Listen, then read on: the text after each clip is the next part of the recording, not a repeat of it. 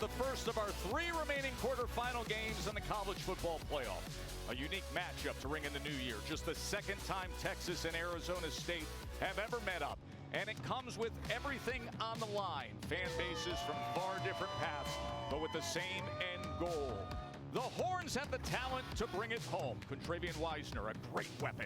And his backfield partner, Jaden Blue. He was the game changer in the first round win. On the other side, one of the most dynamic players in the country. There he is, Big Cam Scattaboo, quickly turning into an ASU legend. While his young quarterback, Sam Levitt, he is overflowing with confidence. Welcome to the college football playoff quarterfinal at the Chick-fil-A Peach Bowl. The Big 12 champions, 4th-seeded Arizona State, taking on now 12-win Texas. Texas making their first appearance in the Chick-fil-A Peach Bowl. Let's show you where we stand with the updated bracket for the college football playoff. Last night, Penn State, so impressive, advanced to the national semifinals. As for these two, Arizona State earned the bye as one of the 4 highest-rated conference champions, while 5th-seeded Texas, they took care of business in that first round at home against Clemson. Happy New Year, everybody. Glad you're with us. Joe Tessitore, as always, with my partner, Jesse Palmer. Happy New Year to you and your family, my friend. Let's get right into this matchup. Texas is loaded. They got NFL talent everywhere. They got college award winners throughout the roster, and they are led by a dynamic defense. And it's a defense, Joe, that has absolutely no weaknesses across the board. Their D-line, big and athletic. Linebackers can run, can rush the passer. In their secondary, they've got ball skills, and they can tackle. When you watch them on film as an offense, you don't see a position group that you feel like you can really take advantage of. They've got tons of NFL talent, tons of speed, and Joe, they make plays that impact the game. They lead the nation in takeaways, no doubt about it. They have been sensational all season long. Let's get to the Sun Devils' main attack, and is he fun to watch? What impresses you with Cam Scattaboo? He's the most violent runner that you're going to see in college football. So good at breaking tackles, 102 forced missed tackles on the year, second best in the country. Contact balance, stays on his feet, wears defenses down, and he's the complete package.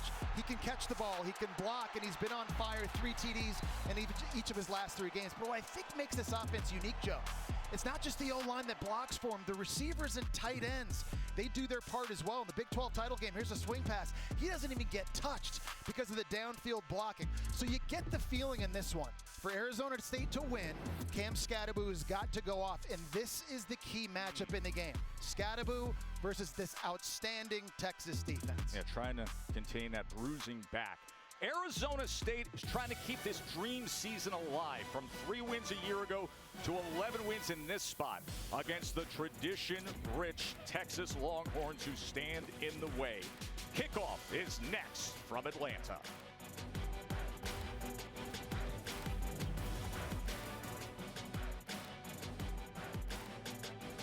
The line at the Longhorns.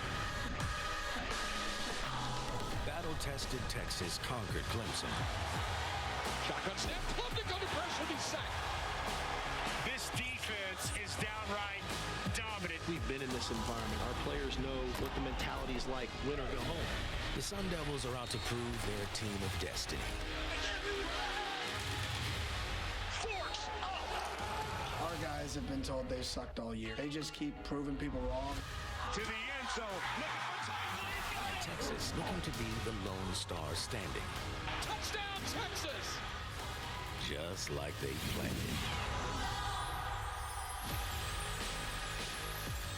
What do you say we do this? As you see, Cam Scattaboo dapping up everybody, all of his teammates as they head out to this battle against Texas. Those final precious moments when the anticipation builds. What a day this is to have these 3 quarterfinal matchups. That starts here in Atlanta with Texas and Arizona State. After a long season and so many drama-filled wins, there is Sam Levitt, a dynamic young quarterback who transferred from Michigan State and has been on such a heated roll down the stretch. But Steve Sarkisian with that confident stride. He's been in the biggest of big spots in his career, and he knows how to attack this kind of challenge as the pressure now mounts for Cam Scattaboo. The Sun Devils unexpectedly rising up to make it this far, led by Kenny Dillingham, their 34th 34-year-old head coach who has pulled off this magnificent rise back up, Jesse. He's done an outstanding job. It's been really one of the great stories all year in college football. A team that was 3-9 a year ago, picked to finish last in the Big 12. All they did was rip off 11 wins. Here they are in the college football playoff quarterfinal, ready to roll. And here comes Texas. Back on the field where they battled for the SEC championship. Sark feels really good about the way they come into this quarterfinal matchup. A team that's the only repeat playoff program from last year's playoffs.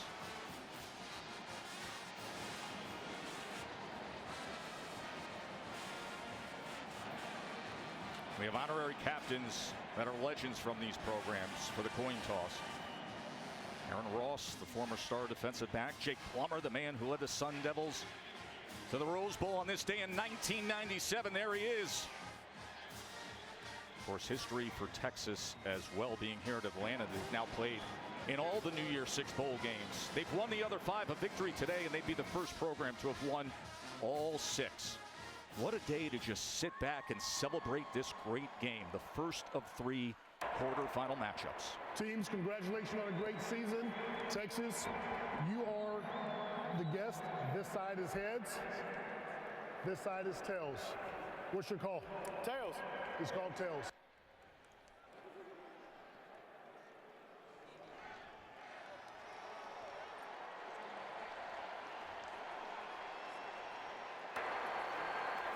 Texas has won. We'll defer. Arizona State will receive. So Arizona State and Big Cam Scadaboo will have the ball first. Let's go to Katie George with Coach Sark.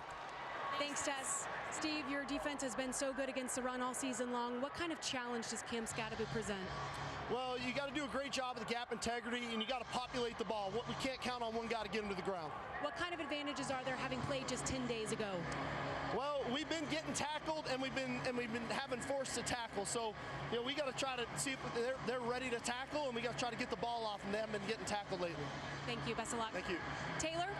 Thank you, Katie. Coach, you guys are playing your best football when you won the Big 12 about a month ago. How do you pick up where you left off?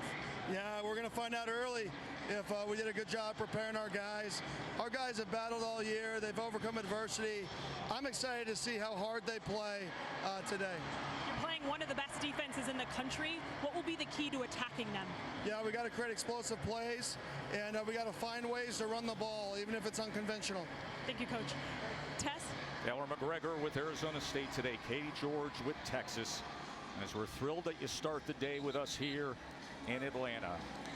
Rose Bowl and Sugar Bowl will cap this magnificent Happy New Year of college football playoff action. Joe Tessitore and Jesse Palmer with you. And Jesse, this Arizona State team, we were with them for the Big 12 championship. They have done it with a level of buy-in and bullish belief. They do, and they're an underdog coming into this game, a 2-touchdown underdog, really, but nothing new for them. They're going to be a team playing with a chip on their shoulder, with an opportunity, as Kenny Dillingham said yesterday, against a blue blood program like Texas, to make a statement with the entire country watching. 4th time that the Peach Bowl has hosted a college football playoff game. All 3 an SEC team won in the past, most recently Georgia over Ohio State in 2022. Can Texas stay the course of their title aspirations? Or will the pesky underdogs who have done it all year long find a way again? Arizona State believes.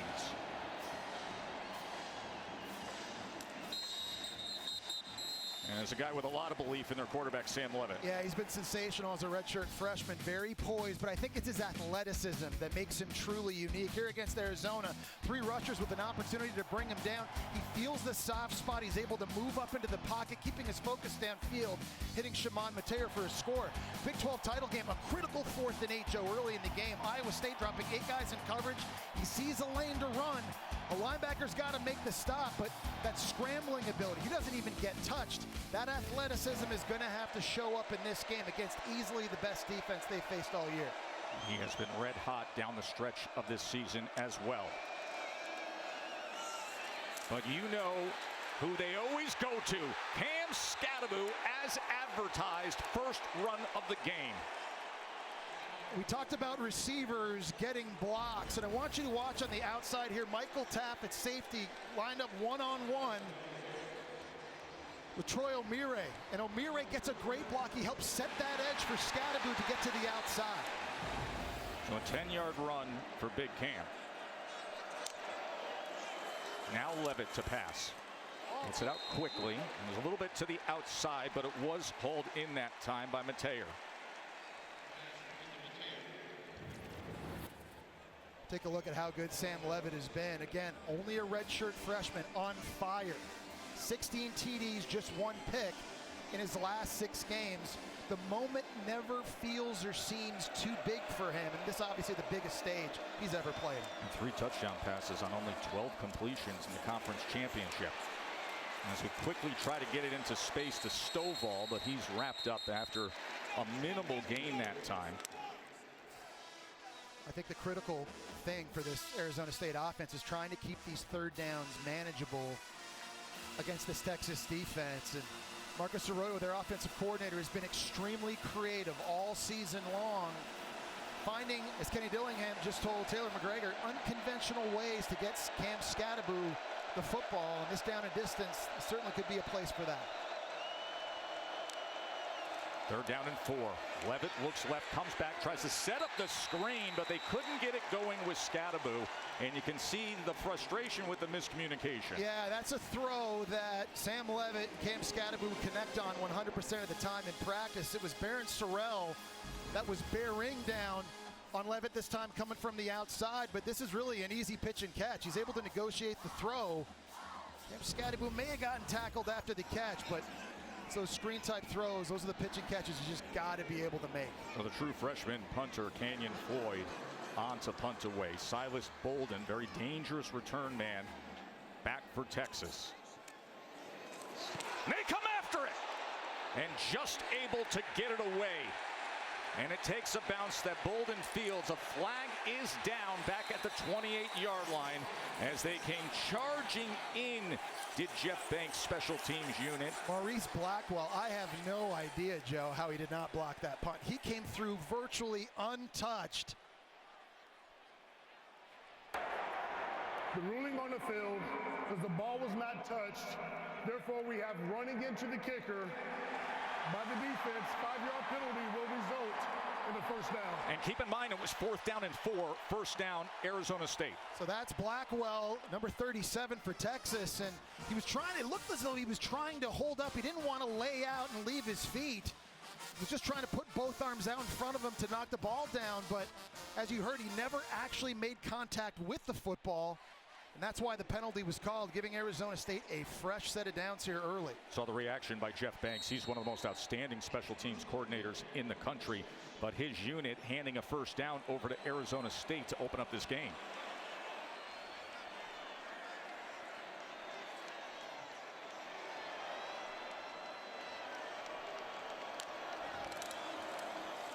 Scadaboo looking for some room, doesn't find much, just a half a yard.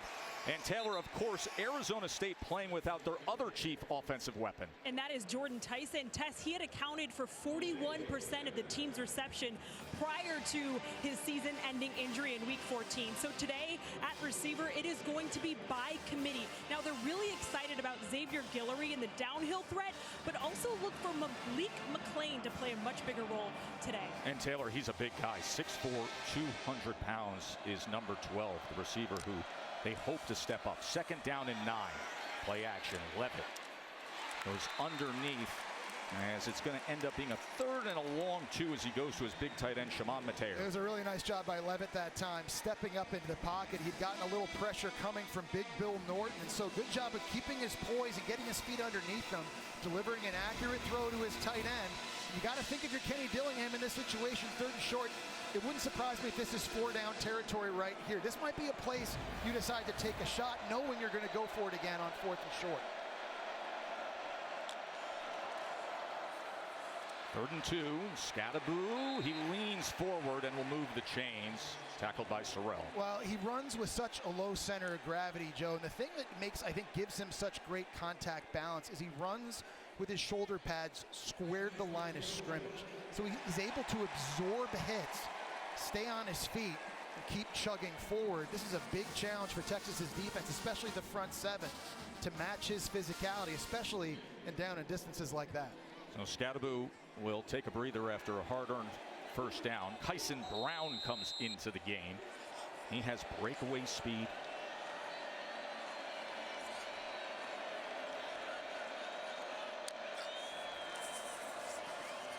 Levitt off the play action. Looking to extend the plays. A decent scrambler. We've seen that. But can't find much at all as Anthony Hill is able to track him down and a flag comes in. I think they're going to get a face mask on Anthony Hill, taking him down to the ground.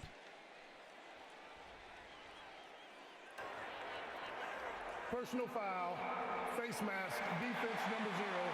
15-yard penalty from the end of the run, first down. Larry Smith heads up this officiating crew from the Big Ten. Well, Anthony Hill, one of the most versatile linebackers in the country. You see him grab there with the right helmet, or the right hand, the top of Levitt's helmet, before throwing him to the ground. And so 2 critical big penalties early here in the game against Texas has continued to give Arizona State life here. Running into the punter, gave them a first down. The face mask there now has the ball cresting inside the 30-yard line. Scadaboo, he is met. They are really there with the run fits with the safeties. Yeah, it's really important for Arizona State in this one that they start fast. And they've done that all season long, Joe. In 10 games this year, they've scored points on their opening possession, including 8 touchdowns. It's second best in the country, so it's critical here to try to seize some momentum early for Marcus Arroyo there calling plays to get these guys in a rhythm. The penalties have helped. But again, being a big underdog in this one, how big would it be for the Sun Devils to score here on the opening drive?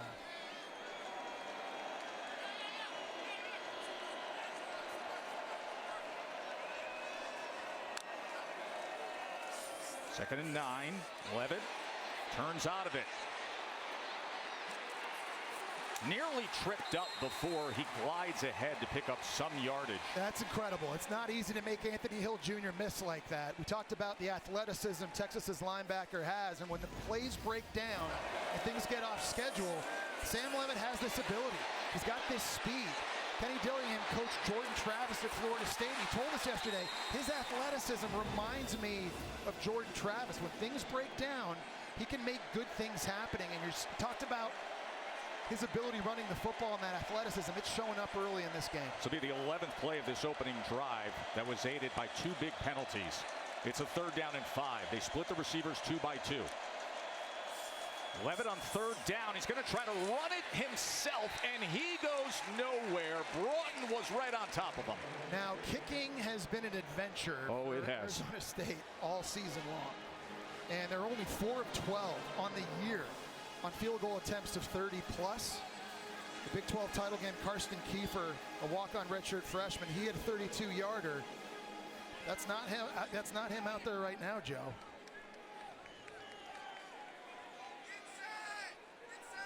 That is, they're confirming that is Kiefer, number 26, with a new snapper as well for the operations. There's Tyler Wigglesworth, who's never started a game as a snapper. Only 1 field goal made on the season for Kiefer, and he puts this through as he did in the Big 12 championship game as well. So a 39-yard field goal by Kiefer, and Arizona State gets up 3-zip on the opening drive. Quinn Ewers and the Horns when we return.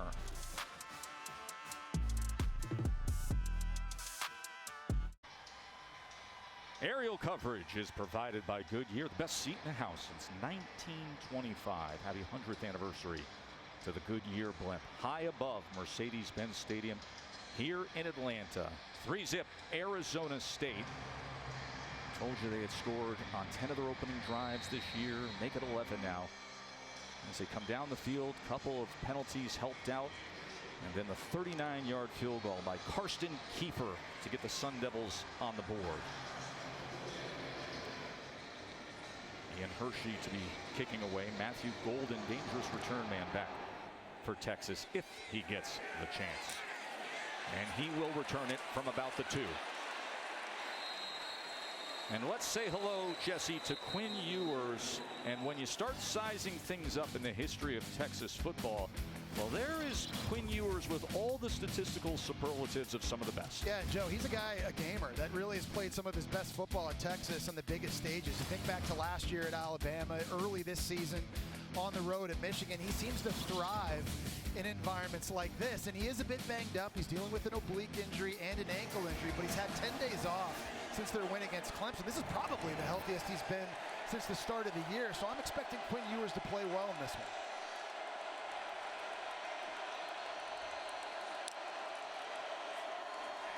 Ewers to pass, and right in stride, they get going with Golden. Look at this explosive play from the Longhorns. Well, the run fake on the RPO that time, it held linebacker Jordan Crook for just a split second, allowing Golden to get into the background. Here's Crook, he's going to hold, and that opens this area behind him on the RPO. Nice fundamental, good job, accurate throw by Ewers out in front, and an explosive play right out of the gate. 54-yard reception on the first play of the game. Ewers wide open, touchdown, hook 'em. DeAndre Moore. Texas strikes with a 2-step of 2 big plays.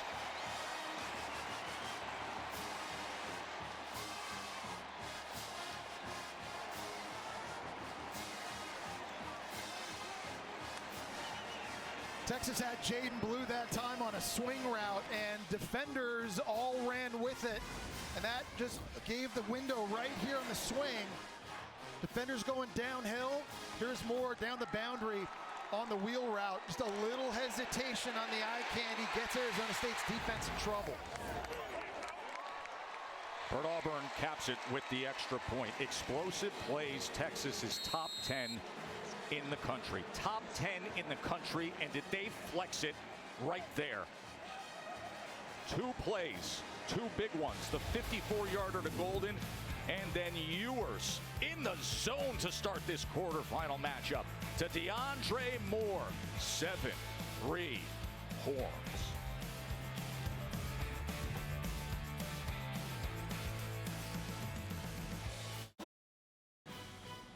The CFP quarterfinal at the Chick-fil-A Peach Bowl is brought to you by Chick-fil-A. It's the little things that make game day worth celebrating. Capital One, what's in your wallet? And Verbo, private vacation rentals. All the conference champions who earned the first round buys. Of course, we'll be seeing Georgia against Notre Dame tonight in the Sugar Bowl. And this Arizona State team with a great turnaround. First year in the Big 12, and they win the conference. This is what the updated bracket looks like right now. Penn State advancing last night in convincing fashion against Boise State. College football playoff bracket brought to you by AT&T. 7-3 Texas after the quick strikes. Well, Scadaboo's got a lot of tools in his toolbox as a running back, and I know he gets a lot of attention because he's able to run people over. But really, when you think about it, lots of great vision here as well. This play designed to go to the right. Nose tackle takes her away, cuts back left. 2 defenders then force him back to the right again. He is so good at cutting laterally and then making people miss. This was the first play of that game. And then this is what we're all accustomed now to seeing, the contact balance. Really good feet, patience and vision, but making people miss and wearing people down. The big challenge for him in this one is they've never faced a front 7 as big or physical as Texas. That's the big difference.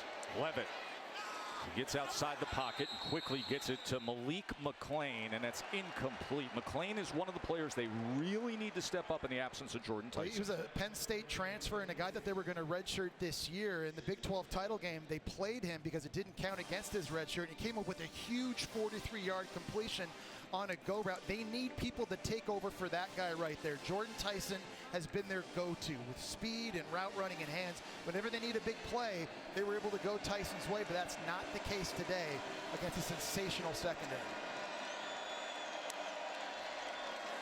Levitt gets it out quickly on second down to Stovall. He is wrapped up. Katie.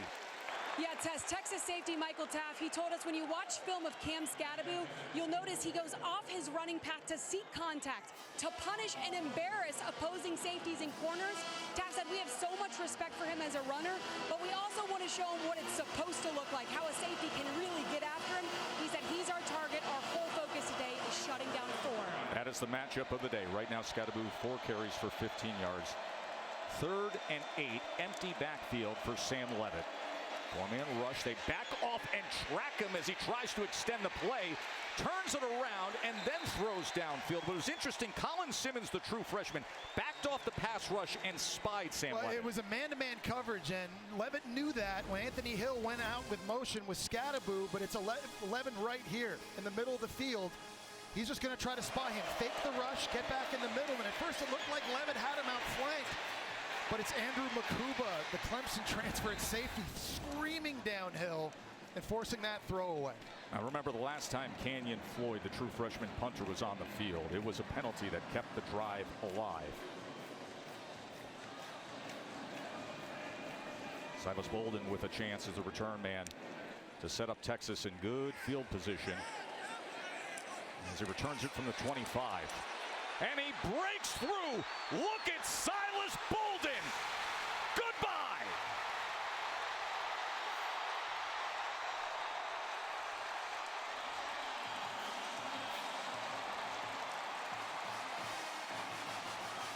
A 75-yard thriller.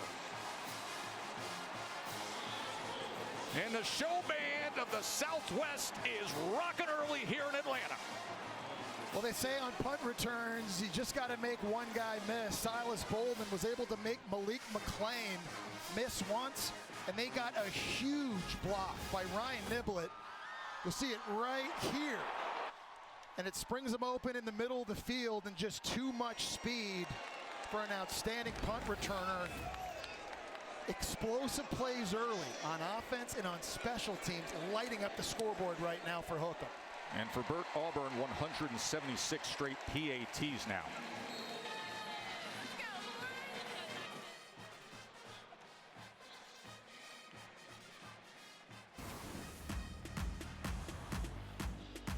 Texas has had 2 offensive plays. They have 14 points. Silas Bolden, 75-yard punt return touchdown. You're watching the college football playoff quarterfinal at the Chick-fil-A Peach Bowl.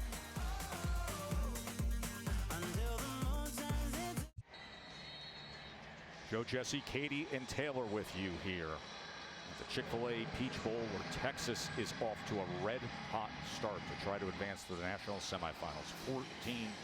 14-3, coming off a 75-yard punt return for a touchdown by Bolden against this Arizona State team that has so much to celebrate, Jesse. When you consider the past couple years, they were dealing with sanctions and vacated wins, and then back-to-back 3-9 records, and then this year, what a job by Kenny Dillingham. Yeah, and they're starting a redshirt freshman quarterback transfer from Michigan State, finished last in the conference, and it's amazing to think back. They were 5-2, had a bye week, and early in November, Joe, they had a 0.5% chance to reach the college football playoff, and then one at a time, they started picking teams off. They beat 3 ranked teams in their last 4 games, and here they are in Atlanta, playing in the Peach Bowl against Texas. Just a remarkable season. Their first outright conference championship since 1996. Scadaboo can't go anywhere. This Texas front is just different. Blackwell with the tackle. Well, Blackwell does a great job that time recognizing the run, and he's able to get outside and take away any outside run threat for Scadaboo. Right now, just nowhere to go. And you thought it was going to be difficult running between the tackles because of Texas's size, but when you try to go outside, it's difficult too because all the sideline to sideline speed Texas has. And now the down and distance, and you get behind the sticks, it starts to take away your best weapon as Scadaboo is cleared out, split out. Levitt's going to take a downfield strike, and there is nobody there.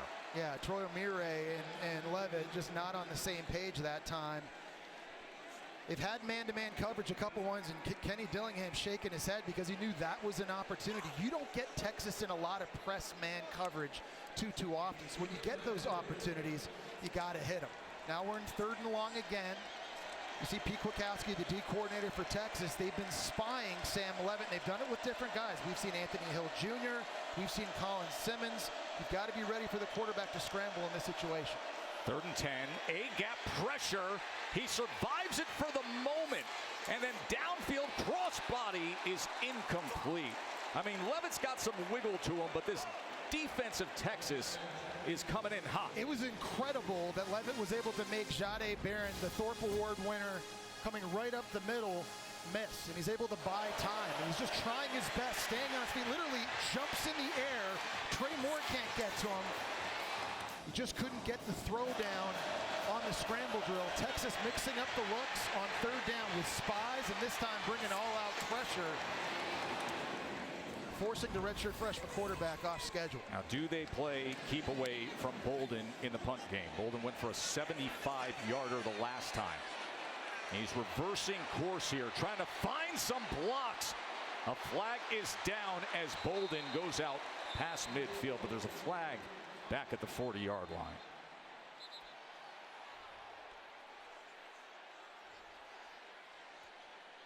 Yeah, it's like 2 players got into a wrestling match down the right sideline on that pump play. It was like a UFC Brazilian Jiu-Jitsu takedown.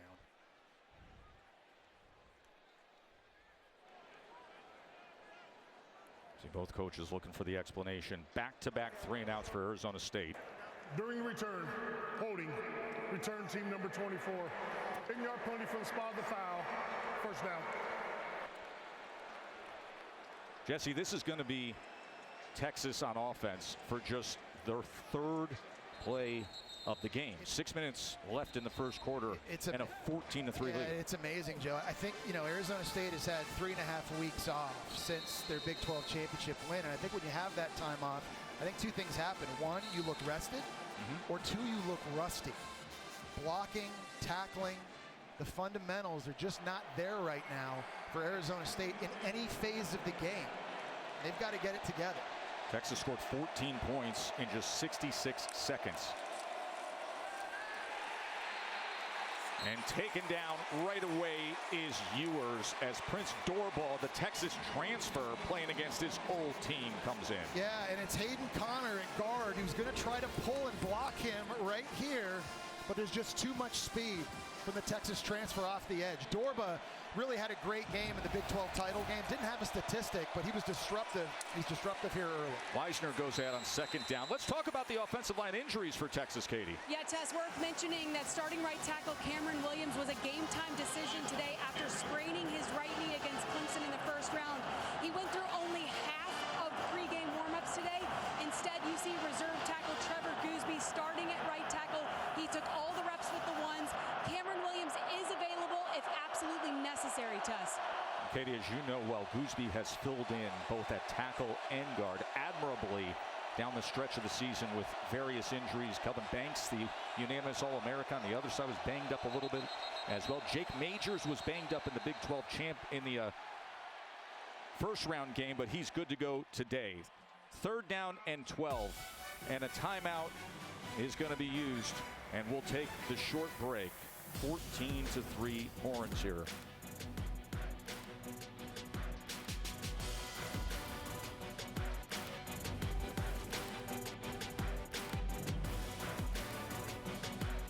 Only on Hulu this fall. Here is 3rd down and 12 after the Arizona State timeout. Downfield strike is incomplete. It was literally off the shoulders of Keith Abney, the Arizona State corner, as Ryan Wingo, the talented true freshman, was turning his head looking for it. And it looked like he beat him on the go route to the inside, but we've seen this from Quinn Ewers all year, underthrowing deep balls. Just a little bit too much air there on the double move. That's got to be downhill. A little bit of a tug that time from Keith Abney, right? A little earlier than that, and he got away with. But listen, that was a big stop Arizona State's defense absolutely had to have to try and regain some of this momentum. Michael Kern, punter from Fort Lauderdale for Texas, on to kick away. Stovall from the 23. As he split by the first wave and then is taken down at the 31. Well, Texas's defense, sort of settled in. They've been able to get pressure. This time just bringing it with Ford. Colin Simmons, the true freshman. Andrew Makuba bearing down, forcing a throwaway on third. This was the last third down. Jade Barron at corner on the blitz. And a phenomenal job by Levitt. They're just not letting him get settled into rhythm. And as a quarterback, that's so difficult, Joe, because you're trying to read the coverage. You've got your eyes downfield, and you're taught soft focus around you, hard focus downfield, but that has been virtually impossible for Sam Levitt early in this game just because of how good Texas has been, especially on third down recently. One of the best defenses in the country statistically. Then you look at the body size, the athleticism, the speed. Short pitch, Scadaboo just trying to get him into space and still struggling to find his way as he was taken down right away that time at the line of scrimmage. Well, we talked McDonald with the tackle. You know, the speed of Texas. Jelani McDaniel is going to come downhill here. He's at safety, and he's lined up one-on-one with Xavier Guillory at receiver. He's just able to beat that and get home. Arizona State is moving away from trying to run the football inside, and they're trying to get their best player, Scadaboo, on the perimeter. Texas is not allowing that to happen, and it's been the involvement of linebackers and safeties from the second level getting it done. Here's 2nd and 10 as he gets it complete to Mateer. I like that play call by Marcus Arroyo in Arizona State. You need quick throws. You got to get the ball out of Sam Levitt's hands early and just chip away. You got to win on 1st and 2nd down to give yourself an opportunity on 3rd. So as Marcus Arroyo is trying to feel out Texas's defense early here in the 1st quarter, that's going to change, I think, some of his concepts throwing the football.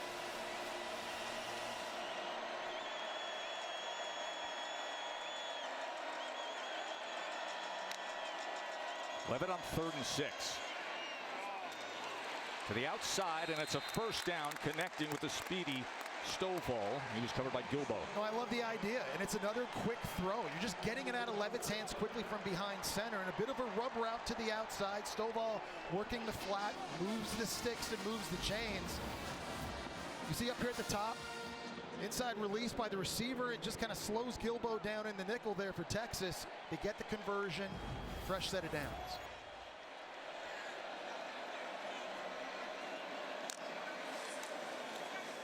Play action on 1st down. Levitt looking for an opportunity downfield, and he's going to settle down and get it complete for another 1st down as he goes to the running back, Kyson Brown. Well, that's a great job of finding his check down. That is a max protection 2-man route. Only 2 receivers out on that one. One's running a post, one's running a deep crossing. Give Texas credit, Joe. They took it all away, but the redshirt freshman quarterback kept his poise. He's got his eyes looking down this way. It's not there. Come back over, find the check down to the back, and take the profit. Jesse, you just get the sense that defensively the sack has started settling things down, and now a couple 1st downs across midfield. Overall as a team, exactly what they need. It's called complementary football, no doubt. Just to breathe for a moment against this Texas onslaught as Scadaboo now runs the ball hard downfield. That's what you're used to seeing with the Sun Devils. Yeah, and that time they get a nice job by the left tackle, Josh Atkins, pulling out in front. And you just want to get Scadaboo going downhill with the head of steam that time. Nobody touching him in the backfield. Here comes the block around the pole.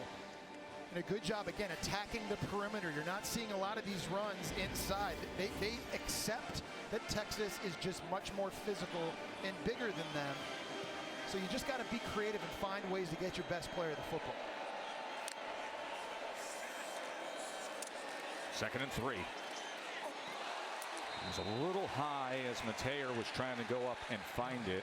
Leafau had coverage. You know, and we're seeing a bit of the committee approach now at receiver, like what we saw in the Big 12 championship game. Again, without Jordan Tyson, it's got to be Xavier Guillory. Melquan Stovall with a big 3rd down catch here recently. They're giving Malik McClain an opportunity, and now they're trying to go to the tight end, Shimon Mateer. These guys are going to have to make tough catches. You're going up against the secondary that features the Thorpe Award winner, Jade Barron. Without that guy on the field now, everybody else has got to step up. So Jordan Tyson off to the side, out injured, had 1,100 yards and 10 touchdowns. By far their best receiver. 3rd and 3. Scadaboo. Maybe just short by about a half a yard as Baron Sorrell collapsed on him. In this situation, no doubt, you're going if you're Kenny. No, it is a 1st down. Get it. So they get the 1st. And off we go. This has been a nice drive. And I like the idea of throwing the ball on 1st down now. if you're Arizona State as well. You saw them do it on the last first down. They had max protection, wanted to take a shot, wasn't there, hit the check down.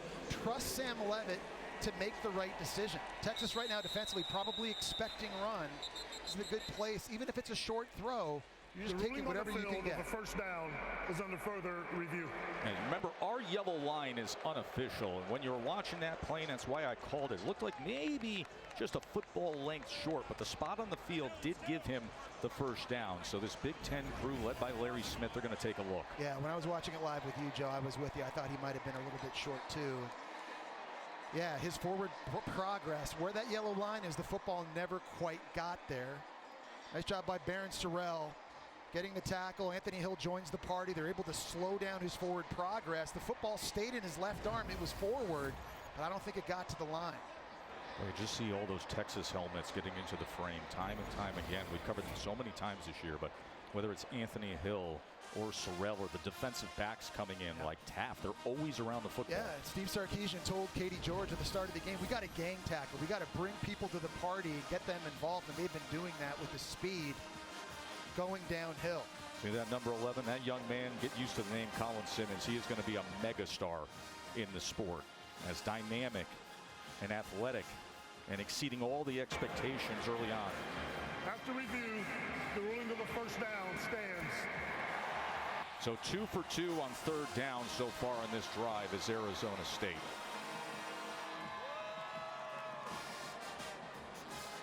Coming up on the final minute of this first quarter, that saw Arizona State come down the field with a 12-play drive that took over 6 minutes and got a field goal. And then that was countered by Texas scoring in 2 plays with Moore at the 23-yard touchdown and then a special teams touchdown, the 75-yard punt return by Bolden. And now another long, sustained, hopeful drive for Arizona State. Levitt. Incomplete. Mateer looked like he had to wait for it. Yeah, I mean, it got to him, but barely in the nick of time. Jahdae Barron and Michael Taft just bearing down on that. And again, we talked about this receiving group and tight end group, Joe. They're going to have to make difficult catches in traffic. That's just going to be the reality in this game. And I know that's not an easy one for Mateer to make, but contested catches, it's going to be a big story, I think, for Arizona State. And I know you feel Mateer has the physical gifts to match up with this defense. No doubt, athletic and a big weapon in the red zone as well. Second down. Sprint out, get into space to Gilroy. And Gilroy is met and driven back. It's Jelani McDonald again with the tackle. Yeah, Jelani McDonald is so aggressive, and we've seen him now come downhill and make a couple of big plays. I like the play call that time by Arizona State. You're moving the launch point now. You're trying to get Sam Levitt outside the tackle box, not letting this D-line for Texas just pin their ears back and get after you. And here, another very manageable third down situation for Arizona State. Third down and 4, closing seconds of this first quarter.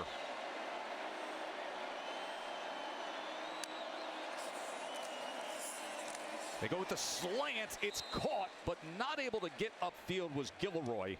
And that is how we will finish off this first quarter. That saw Texas with the explosive, dynamic speed with 2 touchdowns and a 14-3 lead. The Longhorns up by 11 on Arizona State here in Atlanta.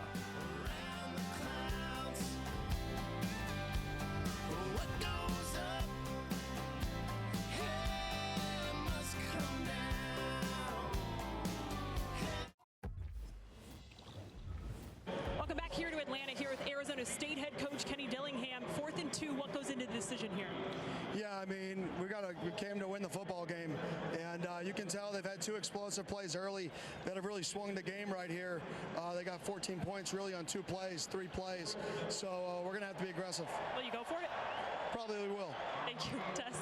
Yeah, probably is turning into certainty, Taylor, as the 34-year-old Kenny Dillingham has his offense out on the field. 4th and 2 to start this second quarter.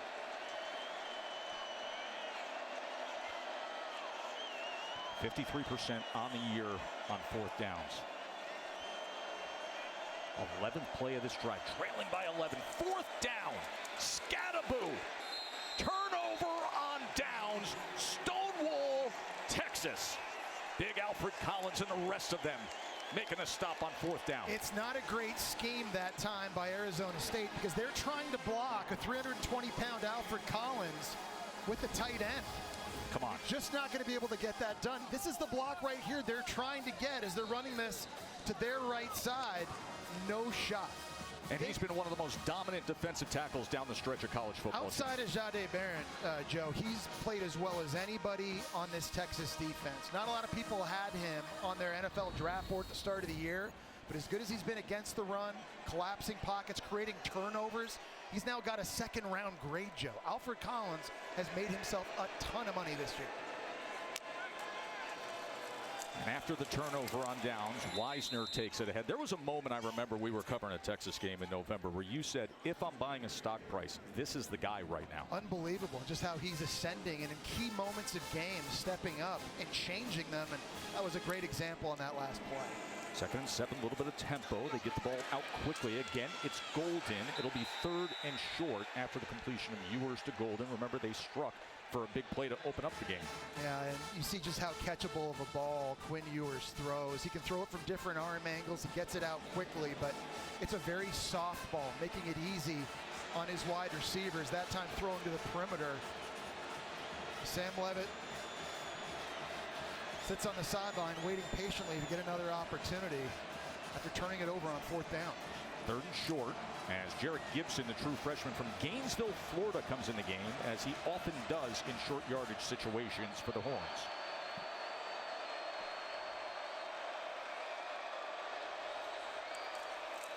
Instead, they go with a jet motion with Bolden, and Bolden will get the 1st down. Of course, Cyrus Bolden, who showed you what he's capable of with a 75-yard punt return touchdown. Well, you just mentioned it, Joe. That's a great job of misdirection and a wrinkle from Steve Sarkisian, because all season long, when this guy's in the game, it's a fullback dive. So everybody here expecting it. Instead, they're coming around the outside now, something they hadn't shown on film yet. And the speed of Bolden, who had the punt return touchdown, gets the 1st. Play action. Ewers checks down to Wisner.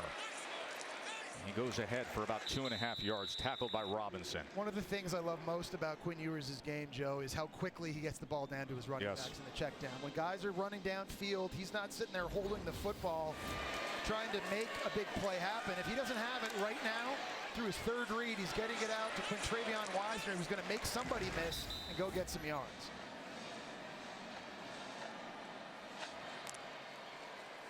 Second and 8, more misdirection, play action, time to launch it downfield, looking for Golden. A lot of contact, and that'll bring out the flag. It was Miles Rouser who had coverage on Matthew Golden. Pass interference. Defense number 4. 15-yard penalty from the previous spot. Automatic. 1st down.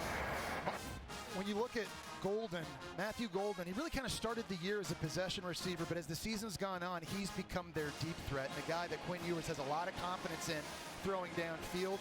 Against Clemson, we saw a few pass interference penalties when they threw his way deep, and that time, beating Miles Rouser, all he could do was attempt to tackle and just give away 15 yards. Golden has more receptions and touchdowns on deep throws than the rest of the Texas receivers combined. A lot of traffic as they throw back to Wisner, but somehow he gets clear, and they are road grading downfield to the 20-yard line. Finally tackled by Alford. Well, you're seeing an example of the misdirection Steve Sarkisian uses, because he's pulling a lineman. You got a running back going this way, you got this guy going this way, but the guy getting the football is coming over here. And I know there's a lot, this is convoluted, and Quinn Ewers is like, what is going on right now? The body's everywhere, but they do this at least once a game, and when you get these running backs out in space on the perimeter, man, they are dangerous. They're the ultimate misdirection team, and it works to Sark's advantages often. As they'll keep it on the ground that time with Wisner. Yeah, the running backs, Joe, they're such a big part of this passing attack. Jaden Blue and Quintravion Wisner, number 1 and 2 in the SEC, respectively, for running backs catching the football. And these guys aren't just catching 3-yard checkdowns and getting tackled. They make people miss, and they're generating explosive plays, a massive part of what they do offensively. You cannot play running back for Steve Sarkisian if you don't catch the football.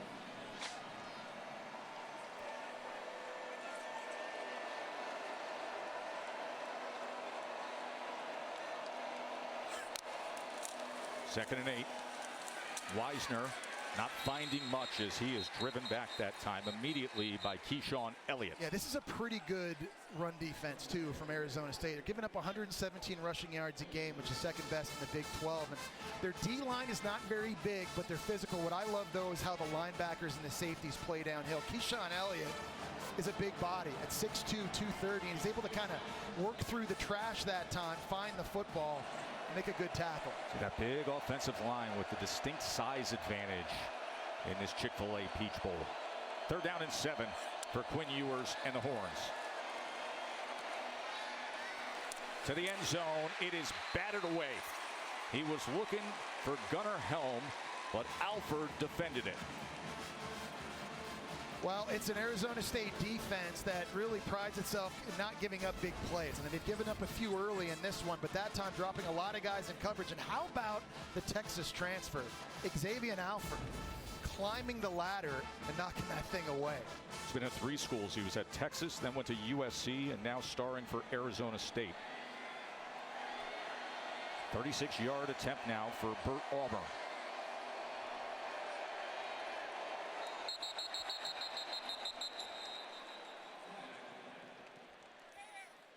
Flags rain in. Looked like there may have been some motion on the left side of the line.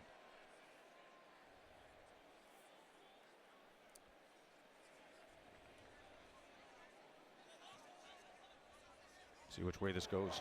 Offside. Defense causing the offense to move. 5-yard penalty still. 4th down. So that changes things to a 4th and 2. Yeah. And you see Sark turning over there and say, hold on a second now. Looking at my play sheet, offense maybe back 4th and 2 changes it, doesn't it, Jesse? Let's get the big bodies and Kelvin Banks, and let's get Jake Majors, your starting center, back out there, and let's go for this. Again, you talked about it, Joe. Big offensive line. They're outweighing Arizona State on average 60 pounds a player in the trenches. Does that show up here? So 4th and 2, and the offense goes right back out there.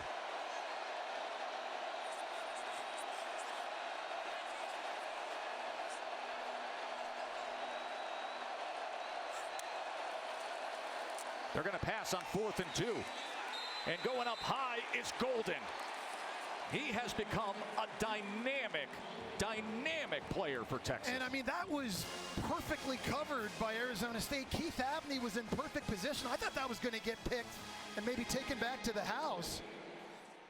But he put it in a place that Golden could go up and get. And you're right, Joe, with the injuries Isaiah Bond has had in and out of the lineup, Matthew Golden has become their go-to guy. And then smart to go tempo right away as Wisner carries it, but a tackle for loss right down the line by Miles Rouser. Let's go back to that 4th down play. You don't usually throw quick outs against press coverage right here. This was gutsy, and Abney, I thought, was going to be able to play that. If he catches it, takes it down the sideline, but Quinn Ewers put it in only one place where his guy could make the play, and there is no defense for a perfect throw.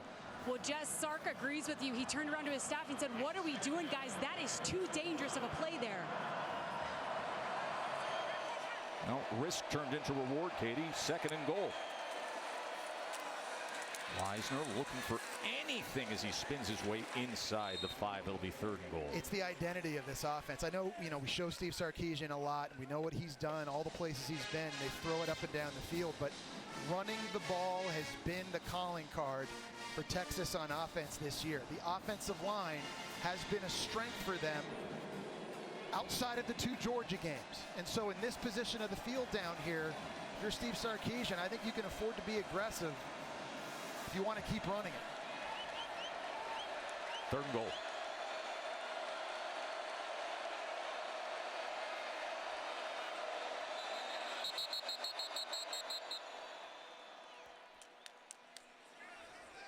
And a timeout is going to be used by Coach Texas, Sark.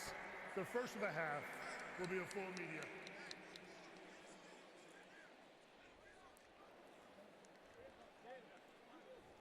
Remember, there was a 4th down stop to get the ball back. Texas defense did their job. Now the offense is looking to cash in when we come back to quarterfinal action, the college football playoff.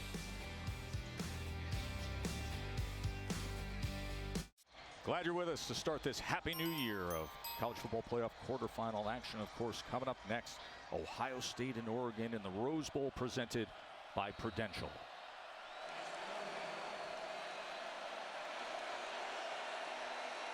3rd and goal for Texas. Ewers looking to the right. And off the mark, far out of the range of Matthew Golden, covered by Robinson. Yeah, Javen Robinson does a great job there defending the back shoulder fade. I think he was their defensive MVP in the Big 12 title game, battling with a much bigger receiver in Jaden Higgins when they oftentimes try to take him deep. Robinson only 5'11", but plays with really good technique here. Great job getting his head turned around to locate the football. Back shoulder fade is one of the toughest throws to have to defend, and over the last 2 games now, number 12 for Arizona State in the back end, and that guy is playing lights out. Short field goal attempt for Bert Auburn. The veteran, the all-time leader in field goals made in Texas history, and he adds to the lead, 17-3 for the 5 seed Texas.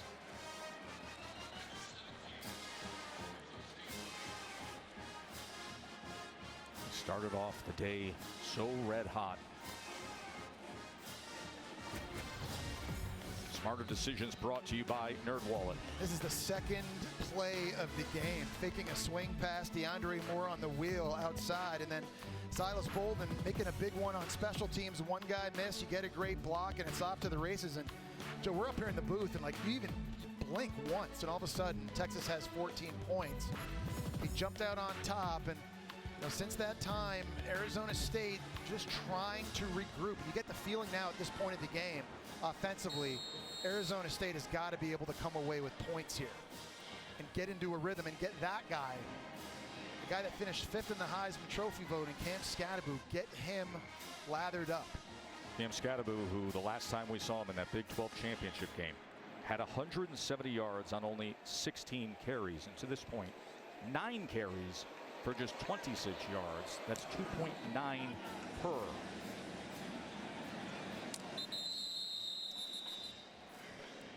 Take a look at Smarter Decisions brought to you by NerdWallet. Yeah, they've been able to slow Cam Skattebo down. It's the law firm of Barron & Barron. Barron Sorrell coming from the outside. Jade Barron coming from the secondary position and making a tackle. Johnny McDaniels also doing a great job from the 2nd level of safety. Recognizing, getting involved. Point of attack right now is where Texas is winning. And then on 4th and 2 on that last drive, not a good scheme to have a smaller tight end blocking one of the most dominant interior linemen in the entire country, Alfred Collins.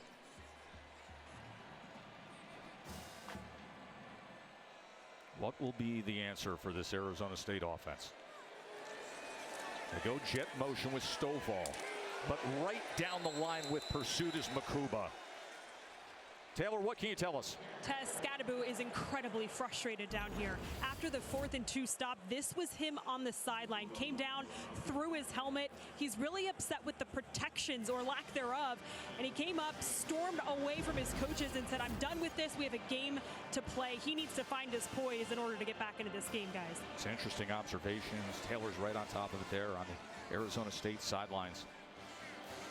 9 carries, 26 yards compared to the dynamic statistical superlatives we saw all season long as he tries to lower the shoulder and gain some ground against Colin Simmons, the true freshman. Well, remember, Skattebo made some headlines this week in media when he said, yes, he did. Nobody can stop me. And I think Texas took account of that. And Kenny Dillingham, he's a guy that as a head coach doesn't try to censor his players, but he said, there might be consequences for things you say, and I think you got to be careful poking the bear against this defense. Certainly Texas showed up ready to roll. Yeah, Kenny said to us yesterday, listen, some people who just need that, it's okay if they say it, speak it to existence. But man, oh man, was Texas aware of it. You saw Pete Kwiatkowski, the defensive coordinator, who given that look like, I think we got some guys who can match up with you. 3rd down and 7. Levitt being chased back to the 11-yard line before he launches it downfield and is able to get it complete to Omire. Troy Omire, the former Texas Longhorn player, with the big catch downfield for 23 yards. Well, first off, phenomenal job by Levitt that time avoiding Trey Moore and Barron Sorrell. But then the greater job, I think, on the scramble drill of Omire working with his quarterback. Omire is out to the right. He's working a deep crossing route. He sees him scrambling to the right. He reverses course, and the 6'4" target goes up and makes a catch over Michael Taft. The redshirt senior from Sugar Land, Texas, with a big play against the Horns. And now Skattebo with that style we're used to seeing, fighting his way for 8.5 yards. Great job combo blocking on the zone that time, and it was the right guard, Kyle Scott, I think. Coleman right here is going to work here and then climb up into the second level to clear the way for Scadaboo. Combo block the nose guard, Big Bill Norton, and you're just getting him space. There hasn't been a ton of success in this game so far, running in between the tackles. That was one example of it there. Great work by Ben Coleman. For you to point it out, he was at Cal, was an all-conference player there. Lost a year because of a knee injury. Excellent blocking for Scadaboo, who bounces off his own man and is able to pinball his way inside the 35-yard line. You see Arizona State run a lot of pistol, and the advantage of that in the run game is that if you're offset, the defense can predict which way you're going, and they can slant accordingly. In the pistol, you don't know which way Scadaboo's going to go, so it makes it a lot more unpredictable running the football, and it's been a big weapon for the Sun Devils this year. See that game of pad leverage against Jahdae Barron. 6-yard run there. First down for the Sun Devils. Levitt goes underneath, and dropping the ball was Mateer. He was starting to turn upfield. It was thrown a little behind him, Jesse. I mean, that looked like a play right out of Steve Sarkisian's playbook, too. A lot of misdirection. You're rolling out. You're trying to get the defense to go one way. Kenny Dillingham knows they missed a big one on that one. We were talking about Shimon Mateer earlier, Joe. He's very gifted. He's very athletic. Drops, though, have been a problem for him this season. And, man, he dropped a big one there. Mateer, who started his college football career at Cincinnati, spent last spring at Colorado with Coach Prime, and then came to Arizona State. They have a lot of faith that he can develop into something very special. Second down. Levitt being chased back again. Levitt trying to keep the play alive before finally throwing it away. Yeah, sometimes you just got to know when the play is dead, and it's like a UFC fighter where Kenny Dillingham tells his quarterback, you got to know when to tap out. You got to know when you're in a rear naked choke, and you just, on first or second down, just throw it and get out of it. By the way, your Christmas in Brazil is really paying off with the jiu-jitsu references. I was going to use Darce choke, but instead at this point right here, Baron Sorrell, I mean, he's literally chasing him right to the boundary. And so this is a big drive, Joe, where they need to come away with points, and they need a conversion here. You've got to give Sam Levitt time, and if I'm Marcus Arroyo, I mean, I'm seriously considering tight end chips, running back chips, whatever it takes to give my quarterback an opportunity. Yeah, he's been going the wrong direction just to stay alive a few times. Third down and 10. Had to go underneath, but it's broken up that time. Michael Taft coming in like a missile against Mateer. Texas was bringing pressure with Anthony Hill Jr., and it was Colin Simmons, 11, off the edge that comes free. Levitt's got to get rid of this thing now. And it looks like he's going to have Mateer, but how about Michael Taft from the second level, recognizing it, breaking it up, and now a massive fourth down play. You know, if this is earlier in the year for Arizona State, you've got Jordan Tyson, there's no question who this ball is going to at receiver. But now, who can step up here and make a play for Sam Levitt? Remember, they were stopped on 4th and short earlier. Now it's a different beast at 4th and 10.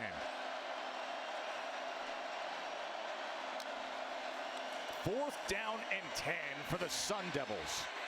Levitt, he is sacked. He is brought down by Trey Moore. Another turnover and downs by the Horns defense. Phenomenal job by defensive coordinator Pete Kwiatkowski, drawing up the double spy this time. Trey Moore and Anthony Hill Jr. anticipating Sam Levitt was going to try and run and scramble. Absolutely nowhere to go with these two guys honing in on him like that. The speed of Texas's defense is taken over, and it has been all hook 'em early here at the Peach Bowl.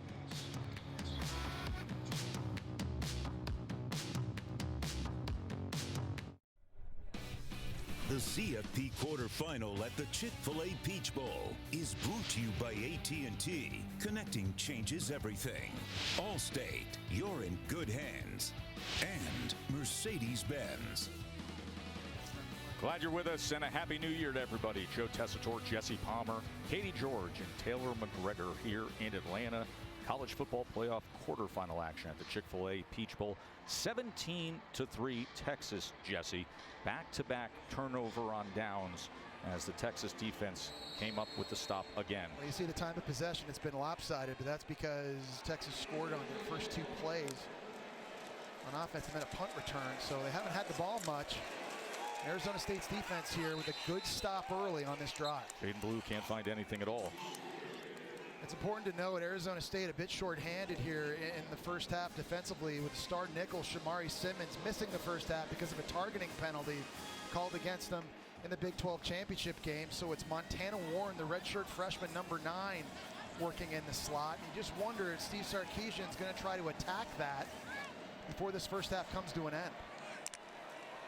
2nd and 11. Ewers was overthrown, and Moore had created some space. The targeting we're referring again came against Iowa State here. Simmons coming in on the blitz, hitting Rocco Becht. Referees would review it, confirm the targeting. That happened in the 3rd quarter of that game. Because of that, one of the best players, a special player for Arizona State, not suiting up here. In a spot where they could use a little extra hope in the defensive backfield here. A 3rd and 11. Ewers. He's going to tuck and run it on 3rd and 11, and he was tripped up that time by Keyshawn Elliott. We talked about Quinn Ewers being healthier than he's been in a long time, and on that 3rd down, he tries to take off running, but Keyshawn Elliott, the New Mexico State transfer, does a great job tracking him down and getting a stop. I know the offense for Arizona State has struggled here early in this game. The defense, though, seems to be finding their groove a little bit now, and at some point, to get back to complementary football, the offense has to do their part here late in the first half. Mention Ewers and what he's dealt with this year. Recently, the right ankle issue. Also, the abdominal strain that had him out injured earlier this year, as Kern kicks away and drives the ball deep as it couldn't stay in, and it goes for the touchback.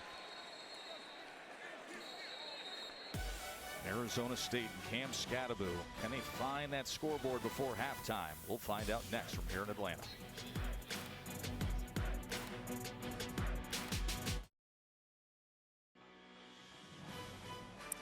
Reese Davis with you from the Rose Bowl in Pasadena. Tonight's game in the Sugar Bowl, scheduled to be played between Georgia and Notre Dame, has been postponed for 24 hours in light of the horrific happenings in the morning hours in New Orleans when a man drove a pickup truck into a crowd of people at the corner of Canal and Bourbon Street, killing 15 people and injuring at least 25.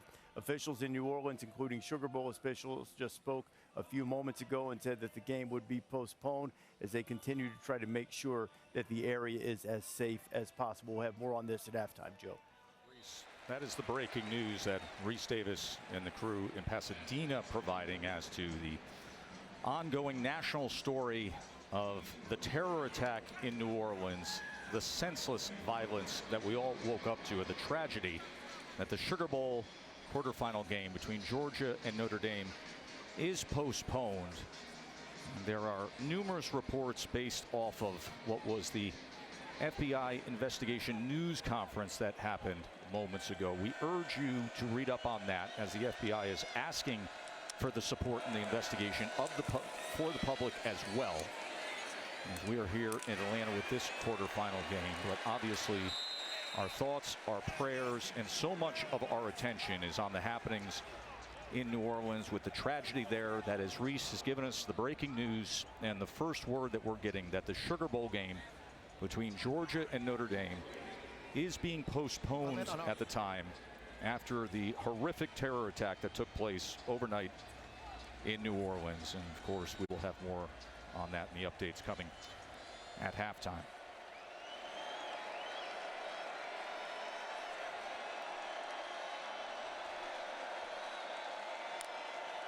Third down and 9 for Arizona State. Levitt is being chased again, launches it downfield, and it's incomplete. And that's what Arizona State couldn't have happened.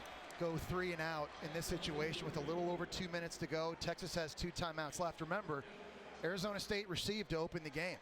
So if Texas marches down the field here and scores points, they're going to get the ball back first in the second half with an opportunity to pile on. That is a huge 3 and out for Texas to potentially blow this thing wide open.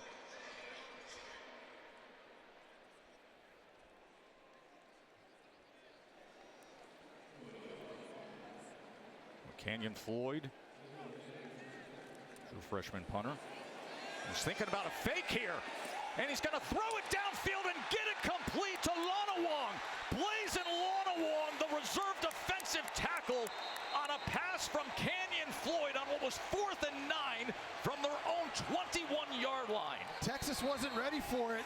Maurice Blackwell, linebacker number 37, he turned around and completely had his back turned to the play, and that's just a great time to dial this up deep in their own end. Texas never expecting it. And how about the hands by Lonawong, the D lineman, making a play and now moving the sticks. So can Arizona State pay this off? The 6'4", 285-pound defensive tackle on the reception from the true freshman punter.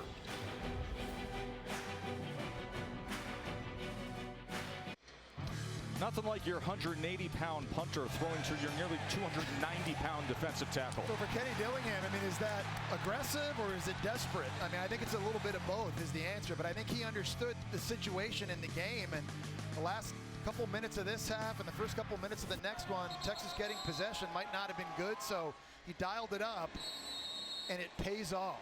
Canyon Floyd to Blazin Lonawong on the fake punt. That goes for 32 yards. That's their longest play today, the fake punt. Scadaboo in space as he gets it out to the 40-yard line as they're trying to do something before halftime here and get their first touchdown of the day, trailing by 14 points. I think everything in the passing game at this point for Arizona State is either Sam Leavitt rolling out, moving the pocket, or it's quickly coming out of his hands one way or another, because right now they cannot contend with Texas up front. Wow. Scadaboo was met after a gain of just a yard by Alufau.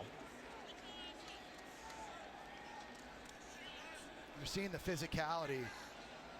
Leonga Lafau that time playing downhill and getting a big stop. They've risen to the challenge. I mean, Katie George was telling us earlier, Michael Tapp and the safeties talking about what was ahead of them.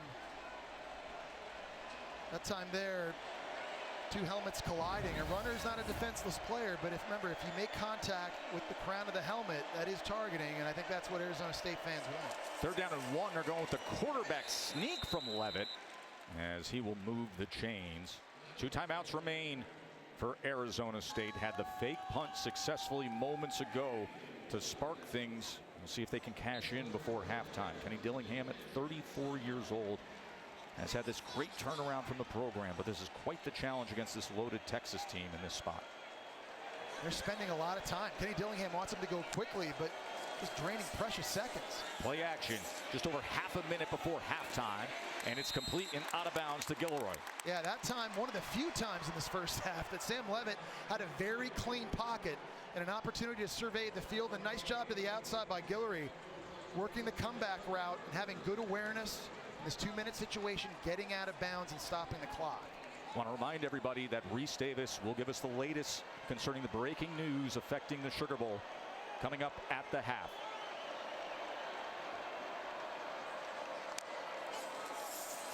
Leavitt being pressured and being brought down. He is sacked. 2 timeouts remain for Arizona State, so they can manage things here. It was Colin Simmons, the true freshman, that made the play. It was Trey Moore that had the sack. And Colin Simmons' speed off the edge is just too much. You mentioned him earlier, Joe.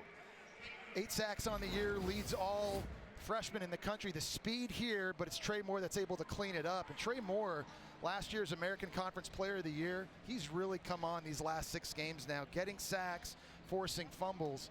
Texas feeling very comfortable right now with their ability to get pressure with only 4 guys. And let's talk about the situation here as we close in at halftime in this scoreboard and the realities of what we've seen in this first half of how desperate Arizona State is to score here before half. I think it's got to be a touchdown too, Joe, because of how the game's going. Also, though, because Arizona State can't kick field goals this year. No. Again, coming into the game. 3 different kickers. 4 for 12 on kicks 30 yards or more. Those are not gimmies. Nothing is a chip shot for Arizona State. But just watching this game and seeing how dominant Texas's defense has been, I think for you and I think we all agree they need 6 or 7. They need to score 6 or they need a touchdown on this drive going into halftime. Remember, Mercedes-Benz halftime report with Reese, Dez, and Coach Saban will be coming up in moments.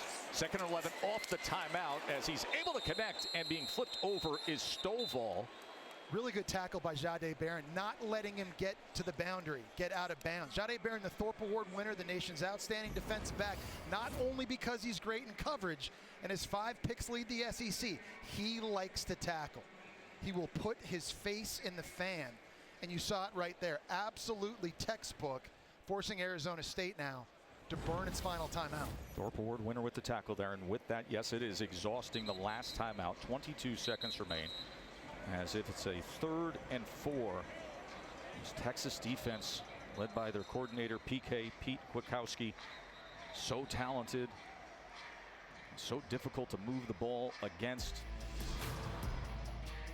We've seen examples of that all game long. And again, no weakness anywhere across the board. 3rd in total defense, 10th in rushing yards allowed, 29 takeaways, tied for 1st. They make impact plays, and there's just not a place when you're looking at them on field, if you're an offense, that you say, you know what, yeah, we can exploit that guy. Let's go after him, because everybody on this defense is good. 3rd and 4 with no timeouts remaining, and the clock counting down to the end zone. That was denied at the very last second by Malik Muhammad defensively for Texas as they tried to get it to Gilroy. And a great job by Muhammad that time on the scramble drill. He's covering Guillory, and Guillory works to the right, puts his foot in the ground. Malik Muhammad, who got picked on in their last game against Clemson as they were trying to avoid Jahdae Barron. How about that athleticism, Joe? Stretching out, knocking it away. Now here comes a 4th down. And remember, this has been an adventure all season long for the Sun Devils. Carson Kiefer. Made from 39 earlier, this from 36.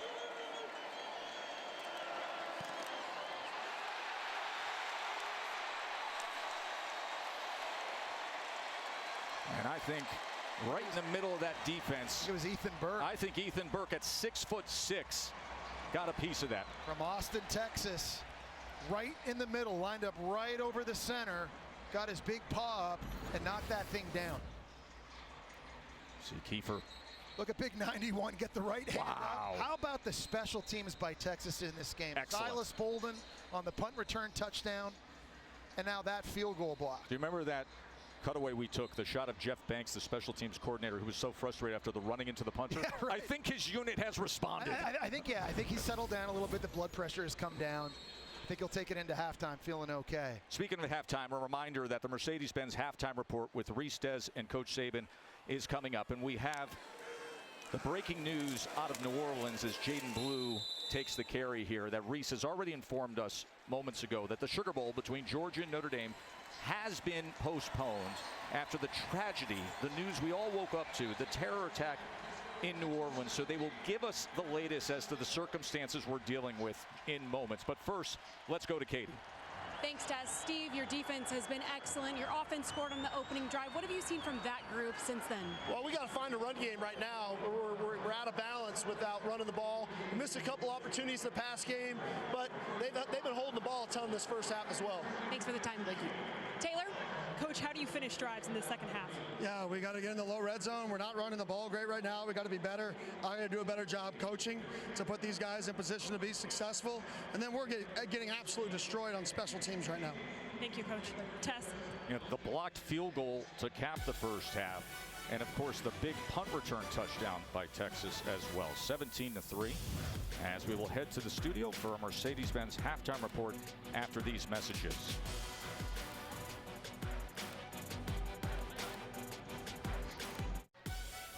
Glad you're with us from here in Atlanta for the college football playoff quarterfinal at the Chick-fil-A Peach Bowl. Texas up 17-3. Arizona State, their last 4 drives before half, they had 35 plays, 143 yards, but didn't get any points with it. There was a blocked field goal just before halftime. We heard Katie talk to Coach Sark, and, you know, listen, they dominated the first half, and he says, we got to run the ball better. Only had 19 yards in that first half. It was something that they did a really good job of in the Clemson game, running for 292 yards in that one, and it was the offensive line up front. The Chick-fil-A move on the field that was able to get it done. Cameron Williams here getting a reach block, which is really hard in this case, running to the outside because of the angle of the defensive end. But the tight end Gunnar Helm gives him a post block and then climbs the second level. Jaden Blue takes it the distance. Later in the game, they go outside to the left, but this time you need the kick out block from Gunnar Helm. So it's Kelvin Banks that's going to help him with the post, the left arm, give him a little shove, and then you climb up onto the linebacker, and this is the 77-yard touchdown from Jaden Blue. Haven't been able to have a lot of balance here in the first half because of their lack in running. I think the offensive line now much bigger than this Arizona State D-line, Joe. They've got to assert themselves. They've got to take over the line of scrimmage here in the second half. Arizona State 47 plays to Texas's 21, and it's a 2-touchdown lead as they go with the short kick. And we check in with Katie. Well, Tesh, Jess, I spoke with Steve Sarkisian coming out of the locker room at half, and he said we're better when we have balance. He said, though, starting here in the second half, we might have to start with the pass, and then we can get the run game going. He did like the way that Quinn Ewers played in that first half. He said, if I'm being nitpicky, I wanted a better throw to DeAndre Moore on the sideline, but we didn't have a lot of offensive opportunities there in the first half. We got to be better here, starting with this drive. Yeah, part of the problem, Katie, is not being able to run the ball, forced them into a lot of third and long situations, and they couldn't convert. Just 1 of 5 on third down. So it's part and parcel. It's balance, but you do have to be able to run it a little bit early in drives to allow these drives to be sustained. Play action. Oh, and the pressure right up the middle from McCullough. Caleb McCullough, the fifth-year guy for the Sun Devils. He's been through all the struggles of this program. He comes up with the sack. It was a double linebacker blitz right up the middle. It was Jordan Crook coming first this way, and then no one picks up McCullough on the backside. The play action fake lets everybody play downhill, but that was a called blitz from the beginning. And McCullough doing a great job creating a negative play here to kick off the second half. So they put him in a hole to open up this second half. Short pitch to Wisner. And Wisner out to the 22-yard line. It'll be third down from there. Tackled by McCullough again. And this is what Arizona State wants to do on defense. They want to set up third and long and play big zone coverages, 7 guys back, all watching the quarterback, keep the ball in front, and rally to the ball. They normally don't give up big plays. Only 11 plays of 30 or more yards allowed this season for Arizona State, 6th best in the country. This is when they feel most comfortable, winning on first and second, setting you up in third and long. 1 of 5 on third down today. Third and 12. Ewers pressured and taken down again. And it is fired up for Forks Up. That is as good a defensive start as they could ask for. Clayton Smith. And that's what we're talking about. Nowhere to go with the ball. When 7 guys are back in coverage, that's bad news for Texas right there. Kelvin Banks down on the ground. But you're going to see 7 guys drop back in zone. Everyone's watching Quinn Ewers. Nowhere to go with it right here. So Quinn Ewers decides to step up, and that's when Clayton Smith and company can rally and make a play. Well, there is the unanimous All-American, the starting left tackle, who was dealing with an injured ankle just last month and battling through injuries. One of the best overall players in all of college football is the left tackle, Kelvin Banks. And remember, Cameron Williams, the normal starting right tackle, is out. So Trevor Gooseby, who would be filling in for Kelvin Banks normally, is on the right side already. So now you're going to have a lot of inexperience now on both tackle spots. Banks is over here playing the left side. He had to block Clayton Smith for a very long time. You got to remember, Kelvin Banks still dealing with a bit of a left ankle injury he suffered against Texas A&M. He missed the Georgia game and the SEC title game. But you mentioned he's a difference maker. There's Cameron Williams already missing this game with a left knee injury he suffered against Clemson. And so Steve Sarkisian wants to run the ball. It's going to be a lot harder now that you've got 2 tackles that are a bit banged up. It's an excellent start defensively for Arizona State as Scadaboo waits for the opportunity to try to put the Sun Devils back into this game. Michael Kern punts away. Fair catch by Stovall. Take a look at today's Capital One rewarding performance. Well, they've had a very good plan against Sam Levitt, a very athletic running back. And we've seen spies, we've seen blitzes. This on a big 3rd and 10. Jade Barron, the Thorpe Award winner, coming through untouched. Great job by Levitt to avoid him, but just nowhere to go with the football. He misses over the middle of the field. And then Colin Simmons, the outstanding true freshman. Sean Alexander, freshman of the year, using the speed to force Levitt up into the pocket. And Trey Moore cleans it up. Finally on 4th and 10. double spy this time. Pete Kwiatkowski, the D coordinator, has really done a nice job mixing up the looks each and every third down, keeping Sam Levitt and this offensive line confused and off balance. Scadaboo, it's a gain of 3. Taylor, what can you offer? Well, Scadaboo should be frustrated. That's what Kenny Dillingham told me. And to his point, guys, he came into this game averaging 6 yards per carry. He averaged just 3.5 in the first half. They want to get the run game going. And so Kenny Dillingham told me they need to get into different formations, see if they can open up that Texas defensive line a little bit. So we'll see if that works, Tess. I remember the end of the regular season when Coach Saban was saying, hey, Scadaboo is my favorite player in college football, over 1,000 yards after contact, but we haven't seen that much of it so far today. Complete downfield, just what they needed as he goes to Omire. And there's a catch in traffic as a flag comes in late on this one, but it was Omire cutting across on the naked, rolling out with Sam Levitt, with Michael Taft bearing down on him, making the catch. After the play, unsportsmanlike conduct on the offense, number 9 for taunting. 15-yard penalty. It will be first down. Tynes Ward, the receiver coach for Arizona State, not happy with Troy Omire. This is a great job. 6'4". He had a big catch in the first half as well, and that's a big play. You're trying to reestablish momentum. He just drops it right in front of Jahdae Barron's face after kissing the ball, and you just can't do that. That's just a terrible mistake in a game that you're behind. It's emotional, I get it. You just made a big one. You want to celebrate it, but you got to do it in other ways. And then you got your position coach giving you that look when he's one of the greatest to ever do it. First down, Levitt. He is wiggly, isn't he? Look at Sam Levitt. He's an excellent scrambler, and quick twitch athleticism gets him downfield for 28 yards. Well, this is a great job on the zone read, and Texas this time didn't have anybody replacing in this area of the field right here for Sam Levitt to run into. There's no one on the edge taking the quarterback. Barron Sorrell's there, but he's holding the post. There's no DB, there's no safety that came down to support the quarterback run. Really, really nice play call that time by Marcus Arroyo. Good read by Levitt.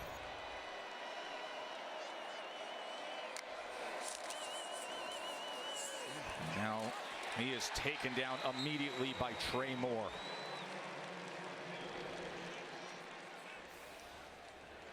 Now opportunity in front of them here as the ball's on the 30-yard line. You see what has happened when they've been in Texas territory today. Yeah, they've had opportunities. They just haven't been able to finish drives, and it's this one right here. It's 2 turnovers on downs. 4th down. But Texas has been better. It's those critical down and distances. But you're seeing a little bit more designed quarterback run early in the second half by Arizona State. It's a changeup. 2nd and 10. Here's Scadaboo out into space. Blockers in front. Scadaboo with that balance to get the first down. And that's a really nice play call, Joe, because the swing pass is essentially an extension of the run game, right? It's basically like a sweep play. So again, you got to get your best player touches some way, somehow, and this is something they do a nice job of. Max Ihanichor out there at right tackle, getting a block down the field. A promising drive here early in the second half. Trying to make this a one-possession game. Set up the bunch diamond formation with Scadaboo on the near side. They fake it. He looked to go deep. It wasn't available, so now just trying to extend the play and has to throw it away as Anthony Hill was tracking. Yeah, and Texas just not taking the cheese that time. There's a pump fake out of the diamond formation on the screen to Scadaboo, and there's just a lot of defenders for Texas.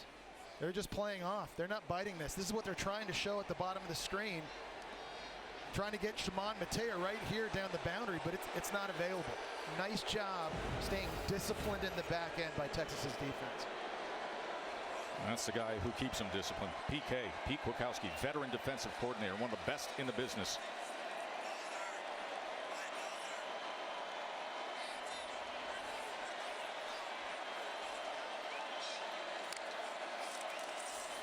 Second and 10, Scadaboo catches a seam, and it's going to be 1st and goal, Sun Devils.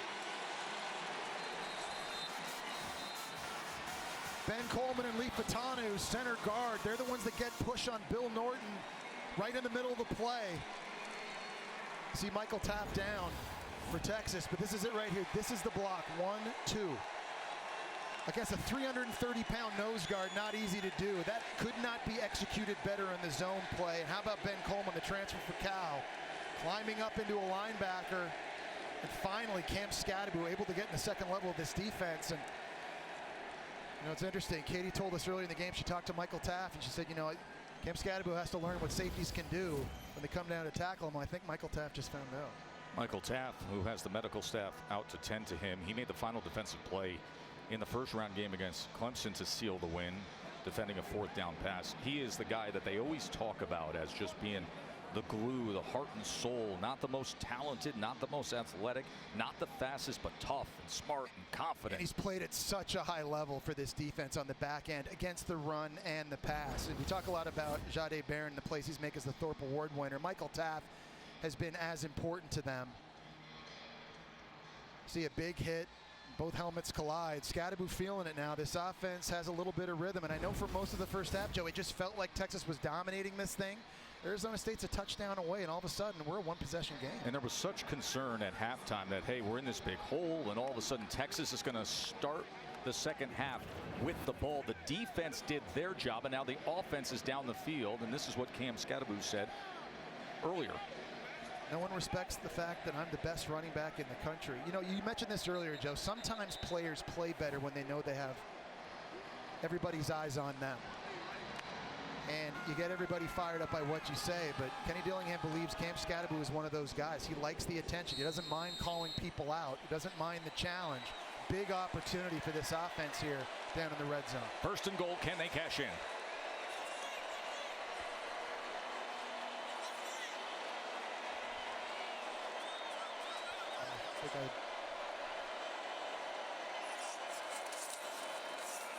Here is Scadaboo. He is wrapped up immediately by that Texas front. Yeah, it was Vernon Broughton up front that time who just completely won. Right guard Kyle Scott completely whiffed on a block. Shimon Mateer now the starting tight end. He's limping coming off the field. We saw Texas with two huge goal line stands recent weeks, right? You saw one against Texas A&M. You saw one against Clemson in their last game. Here's a big opportunity for them in a critical situation area of the field.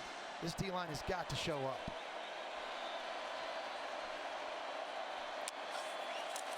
Second and goal. It's going to be Levitt taking it straight ahead, and it'll be third and goal from just inside the 2-yard line. Wow, that was just an amazing job that time. It's Leonga Lafau that time, number 18. I thought it was Taff with the number. Made a stop and just to halt the forward progress. These are situations, too, that sometimes they like to go big bodies, bring in an extra offensive lineman, Makua Pule, and they're doing that right now. This is Cam Scadaboo in the Wildcat in these short yardage goal line formations. Makua Pule is the O-lineman. He comes in. He oftentimes plays fullback, and this is a lot of big bodies and a lot of weight. Can that jumbo package pave the way for Cam Scadaboo? Third and goal. And you see Kenny Dillingham showing off the wheels, running in for the timeout. Critical moment for Arizona State and their playoff hopes when we return, trailing by 2 touchdowns, but knocking on the door.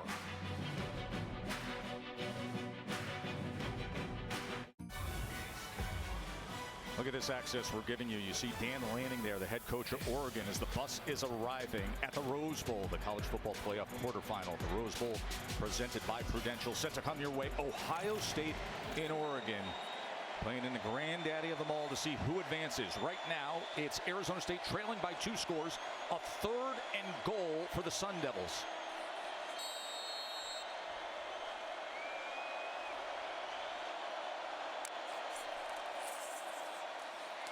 Levitt, he is met and he is rocked. David Benda with the tackle. Yeah, and Alfred Collins was there as well. He didn't bite on the play fake. Great job of recognition by Benda. Able to get down and make a stop. And it looked like Sam Levitt kind of stumbled a little bit after the fake handoff. Was never able to get a full head of steam. And now here's a massive, massive 4th down for Arizona State. They're 1 of 3 today on 4th down. They've got to be aggressive and try to dig their way out of this hole. 4th and goal for the Sun Devils. 2 extra offensive linemen to the right side of the formation here and here. One of the best players in the country in the backfield. And he's going to get his shot, but he is tackled right at the line of scrimmage. Cam Scadaboo is stopped. That was Trey Moore and Vernon Broughton combining for yet another turnover on downs for the Horns. They had 2 extra offensive linemen, Joe, but nobody touched Vernon Broughton coming off the left side of the line right here. And for the 3rd time in the last 4 games, Texas's defense comes up huge on their own goal line. Another goal line stand for the Horns. This mighty defense stamping it today in the CFP quarterfinal matchup.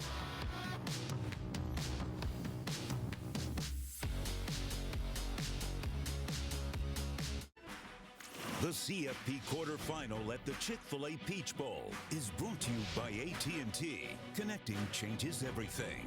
And Gatorade. It fuels the best because it is the best. This was the goal line stand moments ago. Texas Longhorns stopping Arizona State as they were looking to get back into this game. Another goal line stand. You got to be alert if you're Arizona State, because this is an area of the field Steve Sarkisian likes to take deep shots. Gets man coverage. Oh, the ball is loose, and it's going to be a safety. It popped right back into the hands of Quinn Ewers, and the Sun Devils were right on top of it. It was Shamari Simmons, Joe, who missed the first half because of a targeting penalty against Iowa State, who was first into the backfield, shot a gap, beat Matthew Golden to the ball, knocking it loose. And then Arizona State able to force the tackle for the safety. What a play by Shamari Simmons. He's one of their best players, and he came up big as soon as he enters the game. God, puts his helmet right on the football. Great job being heads up by Quinn Ewers, but nowhere to go. I mean, that's a 5-point awareness by Quinn Ewers, that swing of catching the ball. And she had all those Sun Devil defenders who would have been there to just pounce on it. You know what? I know the first 2 plays were bad for Arizona State defensively. Outside of that point, they played pretty well. Outside of the one screen to Quintravion Wisner, this defense really has bowed up. Brian Ward's unit, he's the D coordinator for the Sun Devils. They have really been playing well from that point on, and no doubt getting number 7, Shamari Simmons, one of their team leaders, one of their best players overall back, making a huge impact play early. Coach Ward, excellent defensive coordinator. He's got a tough mindset. His father was a long-time successful boxing trainer. Brian himself, by the way, turned pro, had 1 pro fight. How'd he do? Had a win. He won. He won a 4-rounder. Decision? And then he went into football. Yeah. He threw a haymaker with that call in the last play. Did he? So the defense doing their job, but can the offense finally break through? Stovall on the return.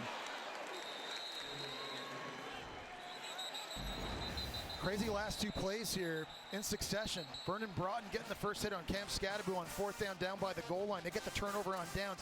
Very next play,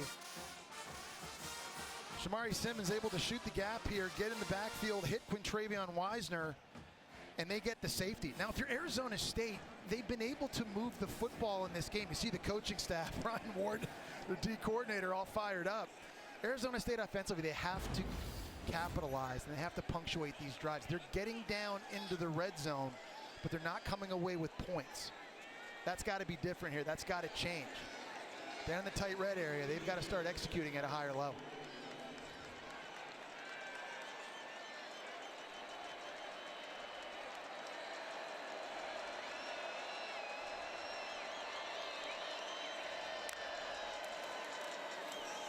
Scadaboo is pushing that pile ahead, as he often does, out past the 35-yard line. And what I like about what they're doing running the ball too, Joe, is they're not reinventing the wheel. This is just zone, man-on-man blocking up front, and just being football, just being physical, and going back to the fundamentals of football. And this offensive line is starting to take this thing over a little bit. We've seen more success early in the second half running between the tackles than we saw in the first half.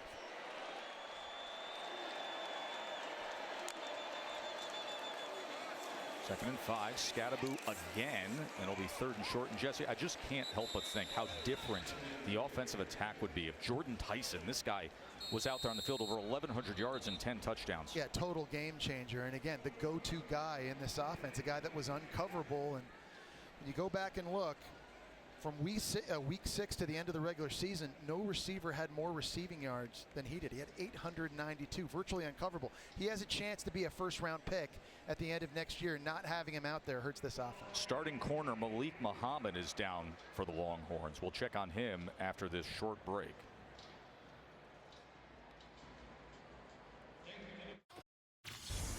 Reese Davis with you. Time now for our Pasadena preview presented by Flight Risk in theaters January 24th. Previewing the Rose Bowl game, Oregon, led by Dan Lanning. Champions of the Big Ten have to get used to saying that in a rematch game with Ohio State, what, Joe, was one of the best games, if not the best game of the regular season. Undoubtedly, Reese, we all look forward to that on this New Year's Day. As right now, Arizona State trailing by 12 after the safety moments ago, facing a 3rd down and 2. 6.5 minutes to go here in this 3rd quarter. Scadaboo able to get ahead and a fresh set of downs. Really nice job by the center, Lee Fautanu, that time, picking up David Benda, that linebacker who's trying to blitz. It's going to be here, picking that up. He's trying to run through this, and Fautanu's a guy very experienced. 51 consecutive starts. This guy's played over 4,000 snaps in his collegiate career. He's been their most consistent guy up front, and again, running between the tackles now, starting to pay dividends for the Sun Devils.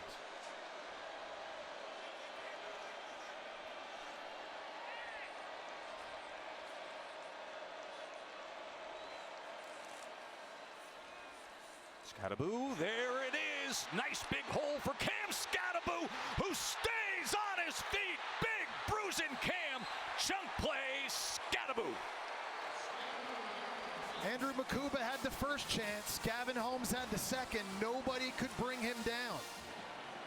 I think there's a bit of a misconception out there that all Scadaboo is just this one-cut north-south runner who likes to get physical, but he's got a lot of tools in his toolbox, Joe. You saw the patience there, and you see the vision there, and the lateral cuts. He's 15 pounds lighter than he was a year ago. He's running faster. He's been clocked at 21 miles an hour this year running. That's moving for a big guy, and you saw it all there. Gavin Holmes found out at the yards after contact after he tried to make the tackle. And now Kyson Brown has them down to the 16-yard line. So all the records that Cam Scadaboo has been piling up. Now the single season record for rushing yards in Arizona State history. Just a remarkable season any way you look at it. And the first guy since Christian McCaffrey to go 1,500 yards rushing or more and 500 yards receiving or more. First guy in Big 12 history to ever do that, Joe. Think about the names that have played in that conference. Adrian Peterson, Ricky Williams, Barry Sanders. Scadaboo's the only guy to do that. It's just been that kind of year for him. Jesse, he has 62 yards after contact now. 2nd and 4. And Brown is tackled after just a gain of a yard. So you mentioned the comparison of being the first power conference player with 1,500 rush yards, 500 receiving yards since Christian McCaffrey did it in 2015. It's just unbelievable. He is the total back. Scadaboo is. He can run it, he can catch it, he can block. He's a 3rd down back, and that's helping his NFL draft stock. But here's where they really need hope. Yep. In the red zone. Yep. 3 trips in the red zone today, 0 for 2. This is where they have got to get better. 3rd and 3. Big man's back in.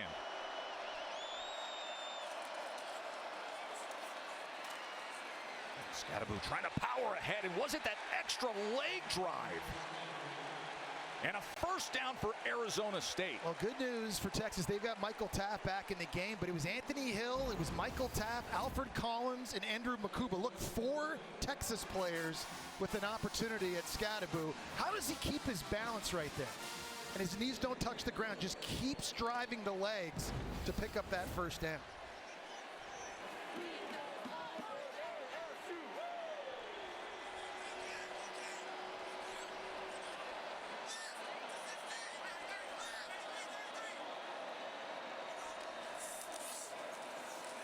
Scadaboo tackled for a loss. He had nowhere to go at all. Lole and Jade Barron combining to get him. Yeah, Lole, the former Arizona State Sun Devil himself, he makes a big play. We've seen Jade Barron get involved close to the line of scrimmage. And, you know, I think if you've got to throw the ball, the guy Arizona State maybe thinks about is Troy O'Meara. The big 6'4" target has made some plays down the field. And Texas a bit short-handed now in the secondary. We saw Malik Muhammad leave the game, go into the locker room, and now you've got O'Meara and his size out one-on-one with Gavin Holmes. Their third corner down here at the bottom of the screen. 2nd and 11 after the tackle for loss. They go with the screen. It's Stovall, and he is driven back as well. And all of a sudden, Arizona State's offense is going in the wrong direction just when they need to cash in. Yeah, and Texas is ready for it. And so here we go, 3rd down. This is where Pete Kwiatkowski, I think, has really been great in this game so far, calling plays. And it's been blitzes, it's been coverage, it's been spies, and using different numbers of spies, anticipating Sam Levitt running the football. What does he dial up here on this critical 3rd? 13. And get a first down at the 2-yard line. Man coverage from Texas. Here's your 3rd down. Levitt is pressured and ripped down by Colin Simmons, the emerging superstar. And they had the true freshman lined up against Maxi Honachor, who has struggled at times this year with speed on the edge. It's right down here. And you mentioned this earlier, Joe, a future star at Texas. Colin Simmons just has things you can't coach. A great first step, explosive ability off the edge. That now is 9th sack on the year, and when it's all said and done, he has a chance to be one of the all-time greats at Texas, and I think he has a chance to be a top 10, top 5 pick. 36-yard attempt from Kiefer is through. A nice way to respond after they had that blocked field goal before half. It's a 9-point game here in the college football playoff quarterfinal, the Chick-fil-A Peach Bowl.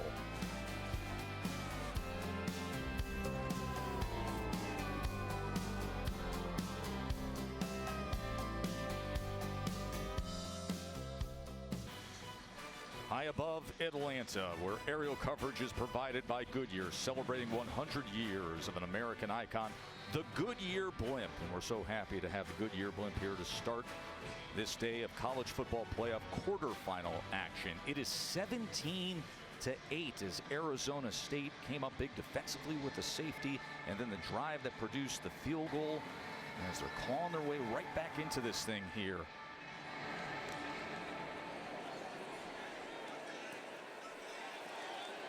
Katie, let's talk about this Texas offense. Yeah, Tess, Kyle Flood, Texas's offensive coordinator, he was talking to his O-line in between series. He said, we're not playing with enough pad level right now. He said the defense is doing a hell of a job. We have to be able to support them.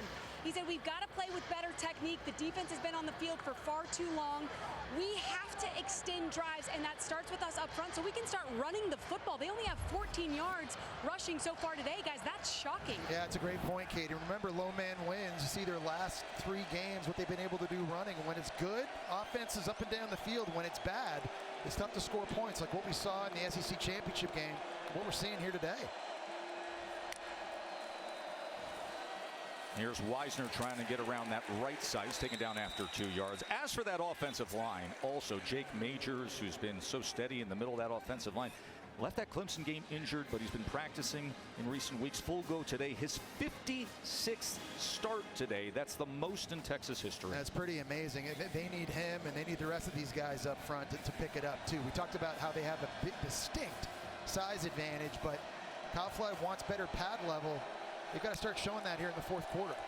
Final seconds of the 3rd quarter as they get it to Blue. And he is knocked out of bounds after picking up the first down. And that is how we come to the end of the 3rd quarter. (17-8). Sparky found a little bit of a spark.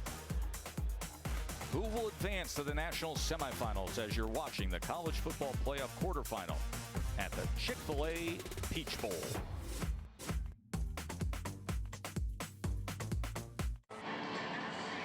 Back here in Atlanta, Arizona State star running back Cam Scadabo here on the sideline, requested liquids. He's trying to catch his breath. Moments ago, he was vomiting profusely, so we'll pay attention here on the sideline test. Thank you, Taylor. He has 110 yards. And that big 33-yard run in the third quarter. As we start the fourth quarter here, college football playoff quarterfinal action as Wisner takes it to the outside for a gain for the Horns. Yeah, you go back and take a look at what happened in the third quarter. Arizona State was able to find some life, especially on offense. Their defense came away with a massive safety. They've been playing lights out, Joe, ever since the third offensive play for Texas in this game. As Wisner takes it out to midfield, and that'll move the chains for Texas. Yeah, outside run game. That's really been the bread and butter for Texas all season long, whether it's the zone or whether it's pulling offensive linemen, but making use of the speed of Jaden Blue with Quintravion Wisner. Obviously, Wisner had a bit of an injury to his knee against Clemson. He's looking pretty good here in the fourth quarter. 7-yard run there. The ball cresting right at midfield for the Horns. Ewers to pass, and he goes underneath, and he goes to Juan Davis, the backup tight end. Well, he had to get rid of that quickly because Clayton Smith beat Kelvin Banks Jr. across the face and delivered a good hit on Quinn Ewers. Take a look at what they've done. I mean, they've been basically anemic, Joe, ever since early in the first quarter. But we've talked about that many Texas games take on a certain form. And if they come down and score on this drive, that's exactly the form.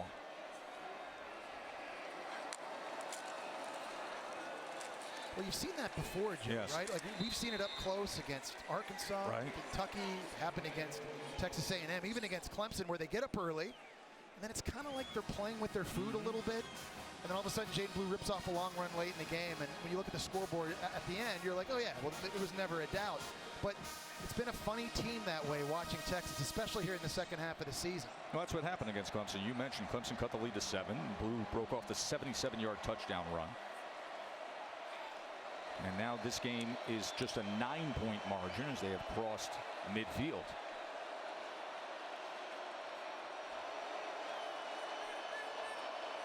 Third down and 2 as they shift and bring Gunnar Helm closer to the line. And it's going to be a timeout used as that play clock was counting down. So it'll be Texas using their first timeout of this second half early in the fourth quarter, facing a 3rd and 2 when we return to the Chick-fil-A Peach Bowl.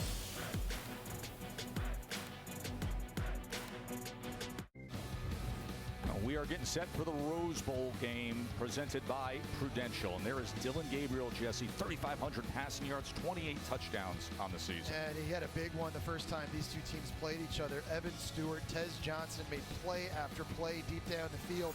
Big challenge for him going up against the best pass defense in the country in Ohio State. A look at the AT&T connected cam as it is 3rd down and 2 for Texas. 1 of 6 today on 3rd down. 3rd and 2, short pitch, Wisner. Can he get there? Yes, with ease. First down, Horns. Well, Steve Sarkisian is really good at using motion, and one of the ways he does it is to get advantages in the run game with angles and blocking. Gunnar Helm this time coming to block, and there's a wham block there on the edge, helping set that. You see Gooseby at right tackle pulling out as well, but a nice job using motion to help them. Here's Ewers off of play action. He's got a chance downfield, and it was nearly intercepted. That was Shamari Simmons who was making a play on the ball. Remember, he forced the fumble that caused the safety earlier. Isaiah Bond, who's been injured recently, was the target. And no pass interference on this one. Great job by Simmons this time, running with the post, doesn't bite on the double move. And he's going up for the football, and he's entitled to that opportunity. A little bit of contact, but I tell you, Quinn Ewers very lucky that wasn't picked in the end zone. How about the second half Shamari Simmons has been having for Arizona State? What a difference he makes. He was ejected in the Big 12 championship game for targeting, didn't play in the first half, and now an impact here in the second half. 2nd and 10, they go underneath, and that ball is hit and batted backwards, incomplete. So here's a 3rd and long, get off the field opportunity for Arizona State. Good job recognizing the play by Jordan Crook, the transfer from Arkansas. He's their most athletic linebacker. And now a substitution, best pass rushers back on the field for Arizona State. Clayton Smith out there, the Texas transfer, Prince Dorba on this 3rd and long.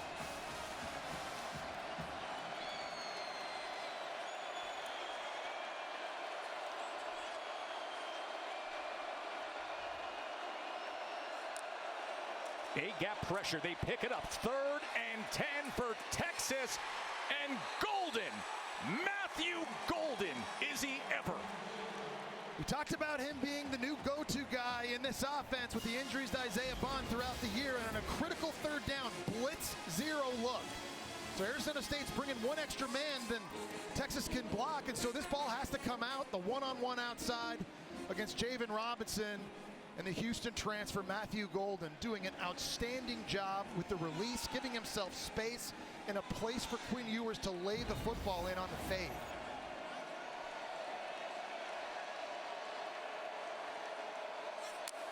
First and goal. Here's Blue out of the backfield as he gets it to the 6-yard line. Matthew Golden has emerged as something special. Remember on this field, even in the SEC championship game, he had 162 yards. Time and again downfield, when they need the biggest play, he delivers the biggest play. And when you make plays like that, and he's been doing it all season long, you're going to get confidence from your quarterback. So when Quinn Ewers looks out there and one-on-one on an island against the smaller cornerback, there's no question that he's going to take that chance. They shift double tight ends as well as Wingo to the left side on 2nd and goal. Sprint right for Ewers. To the end zone he goes. Incomplete. As the flag comes in as Golden was covered by Robinson. This is a play Steve Sarkisian likes down here on the goal line. It's like a fake fade comeback by Golden, and they've thrown touchdowns this season on that route. The Golden right now winning one-on-one in his matchup against Javen Robinson.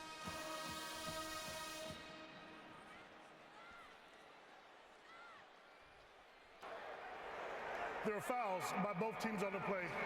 Personal foul, face mask, offense, number 52.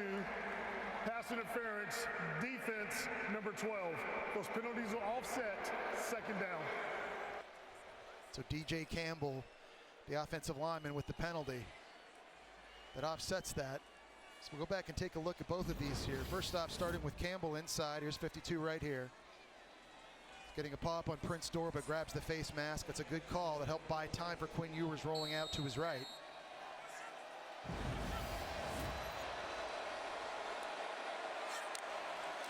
So 2nd and goal, Blue.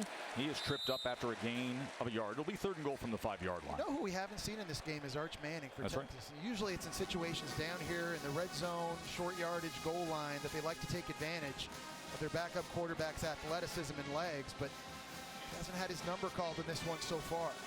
There's Arch, came into the college football playoff game against Clemson in the final minute with a 4th and 1 and fumbled on the exchange. But you know what the future has in store for the Texas Longhorns.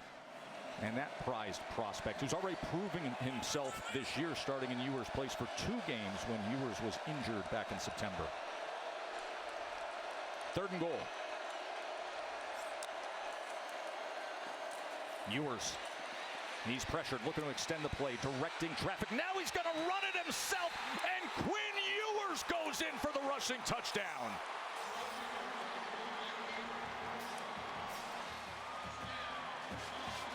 And Jesse, that is the first time the Texas offense has made it to the end zone since 8:14 to go in the first quarter. Well, a great decision that time, Joe, by Quinn Ewers to run it, but also great toughness as well. Watley right here is going to get the pressure, but Quinn Ewers is able to beat it outside. And remember, he's not 100%, still dealing with the oblique injury, still dealing a little bit with the ankle injury, but that's about as good as he's looked in the second half of the season, scrambling.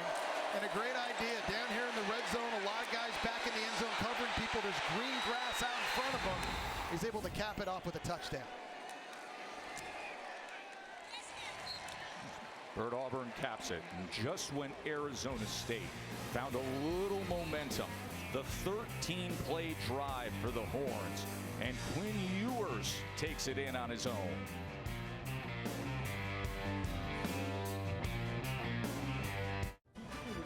The CFP quarterfinal at the Chick-fil-A Peach Bowl is brought to you by Chick-fil-A. Chick-fil-A is dedicated to fighting hunger nationwide, and this year they will help provide an estimated 1 million meals to support the communities of Tempe, Arizona, and Austin, Texas. Great atmosphere here in Atlanta for the Chick-fil-A Peach Bowl college football playoff quarterfinal that Texas leads 24-8. Jesse, we just had the conversation of how many times Texas games take on the certain form. Yeah, just kind of ho-hum after coming up with a fast start early and just kind of messing around, allowing the other team to stick around, and then it seems like late, either an explosive play or they put a big drive together, put a touchdown on the board, and regain control. We've seen it time and time again, especially in the second half of the season.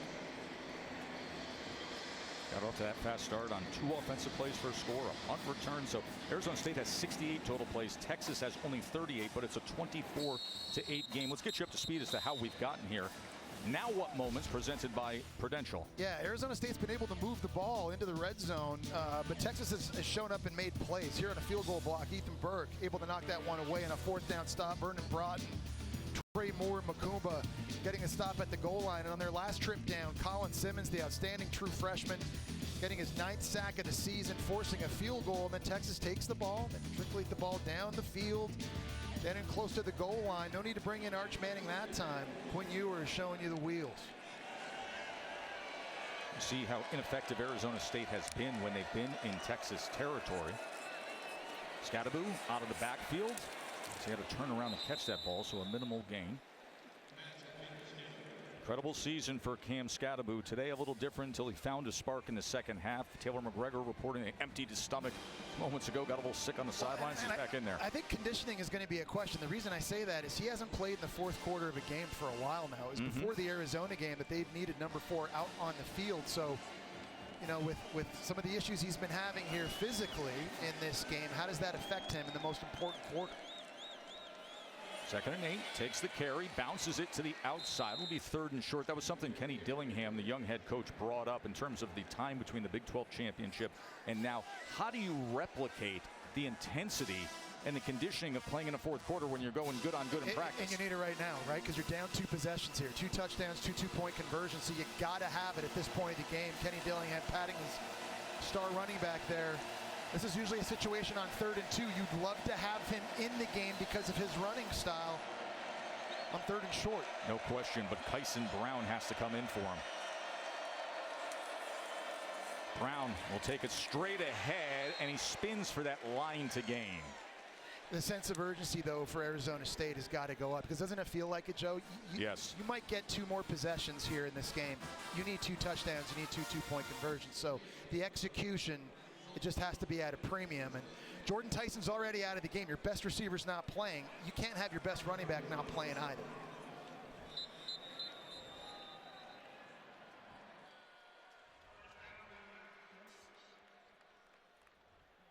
They're going to take a look at the spot of that previous play by Brown. You mentioned what it takes to get through a game like this for Cam Scadaboo, not just the endurance, the conditioning, but what you have to withstand. Yeah, I mean, listen, he dropped the gauntlet in the week saying nobody can stop me. Texas heard that. They've been trying to answer the bell. They've been laying it on thick over and over and over. D linemen, linebackers, running back. Cam Scadaboo's not used to facing defenses this big, this athletic, or this physical, but I give Scadaboo a ton of credit because I know he was frustrated early in the game, got off to a bit of a slow start, but all of a sudden here he is. 115 yards, averaging nearly 5 yards a carry against one of the best defenses in the entire country. He's answered the bell. This is what they're reviewing to see where Brown was in comparison to the chains as Benda and Lole made the tackle on Kyson Brown. So when that right elbow hits, where's the football in relation to the 1st down marker, I think is something they're going to be looking at.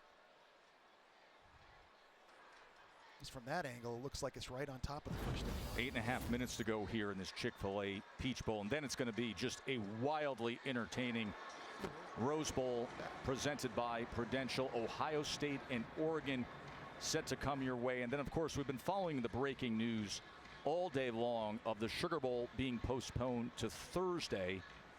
That in response to the terror attack that happened in New Orleans. After review, the ruling of a 1st down stands.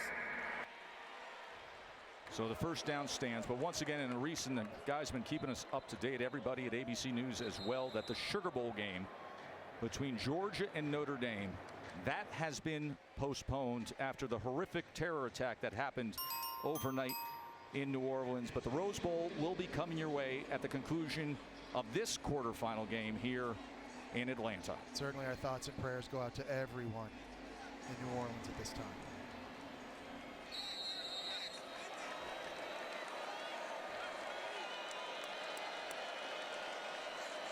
So it is a first down for Arizona State. Levitt off play action. Drives the ball to the outside. It's incomplete. As he was looking for Omire. Yeah, that's the guy that he's got to target too. He's made 2 of the biggest catches in this game down the field. And in this moment now, without Jordan Tyson, without Cam Scadaboo, and you see Sam Levitt also limping around a little bit. That right ankle heavily taped. He's not 100%. Now, this game has physically taken a toll on Arizona State's offense. Second and 10. That is batted right back. I think Levitt was looking for the inside slant, but it was Ethan Burke who had the blocked field goal earlier today at 6'6", getting in that passing lane. Joe, he's a guy that I don't think gets enough credit in this Texas front. He would start at a lot of other programs. The problem is he's playing behind Baron Sorrell, who's going to get drafted no later than the 3rd round. But at 6'6", it's like trying to throw over a tree. We saw him with the blocked field goal early in the game, and now getting up to knock that pass away. Had a big sack against Kate Klubnik from Clemson as well in these playoffs. 3rd down and 10. Scadaboo back in the game. They're going to run it straight ahead with Scadaboo. Gets the first down on what was 3rd and 10. He gets it out to midfield. And I love this play call because they ran it right into the teeth of the blitz. Colin Simmons, Jahdae Barron, everybody from the outside here is coming this way. And sometimes running into blitzes is a good thing if you can crease them, and they were able to do that. 15-yard run from Scadaboo. And tried to check down underneath, but it's incomplete. There's something you don't see very, very often. Cam Scadaboo, one of the best pass-catching running backs, and he just doesn't look like he's right, Joe. Well, he's given a lot of himself today. Under 8 minutes to play, trailing by 16.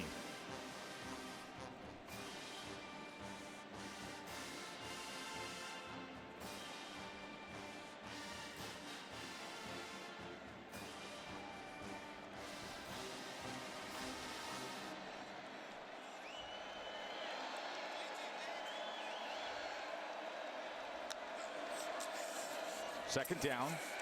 This goes nowhere. Jahdae Brown, the Thorpe Award winner, is the top defensive back in all of college football, making the tackle for no gain. I think Pete Kwiatkowski, their D coordinator, has been one step ahead. This time he dials up the corner blitz. It's going to be coming from this side right here. They're not able to get it blocked with the wide receiver. The offensive line doesn't see it. And again, you talk about a complete cornerback. He can cover, he can tackle, he can blitz. Guy does it all. 3rd and 10 from midfield. Going underneath and complete, and that is Stovall. It'll make for a 4th down and 2 as Taft made the tackle. Yeah, nice job by Sam Levitt and Stovall being on the same page. They were hot that time, meaning Texas was blitzing. They were bringing one more defender. That time it was Jahdae Barron. Then they could block. So that ball had to come out early, and Stovall had to break his route off. They were able to hook up, now setting up 4th and short. This has been a problem down for Arizona State all game long. Good news, though, they got number 4 back in the game. 1 of 4 on 4th down today. 4th down and 2. Trailing by 2 possessions. Scadaboo's going to try to throw it downfield, and it is caught. And into the end zone goes Malik McClain. Cam Scadaboo.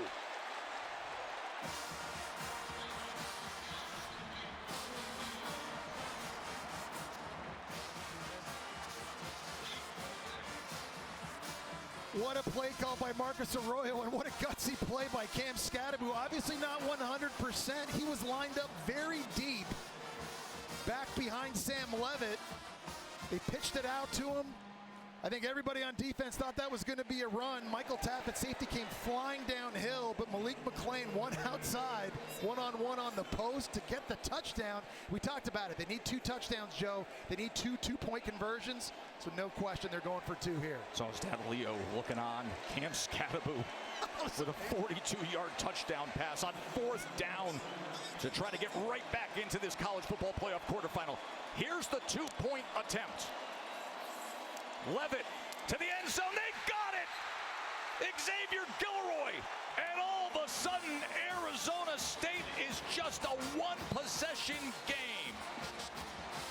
Well, it was a nice job by Sam Levitt using his eyes to manipulate the defense, and it looked like he was going to throw Shimon Mateer what's called a stick route right at the goal line. This going back here to the pass by Scadaboo. Michael Taft going to come downhill, and nobody in the back end for Malik McClain on the post. This is funny in some ways because Arizona State fans will remember the awful pass Scadaboo had in the Big 12 title game down by the goal line. You know what else they'll remember? What happened in one of their magical seasons when they went to the Rose Bowl, when it was J.R. Redmond with a running back option pass to Jake the Snake.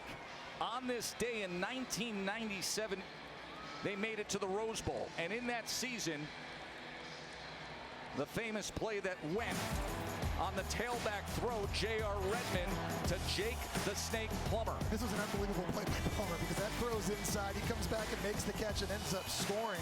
I'll tell you, you got to give it to Cam Scadaboo. He's a guy that's willing to do whatever it takes. Remember last year here at Arizona State, he started at quarterback. He played wide receiver. He was a punter. Whatever it takes to get it done. And here, not 100% in the fourth quarter.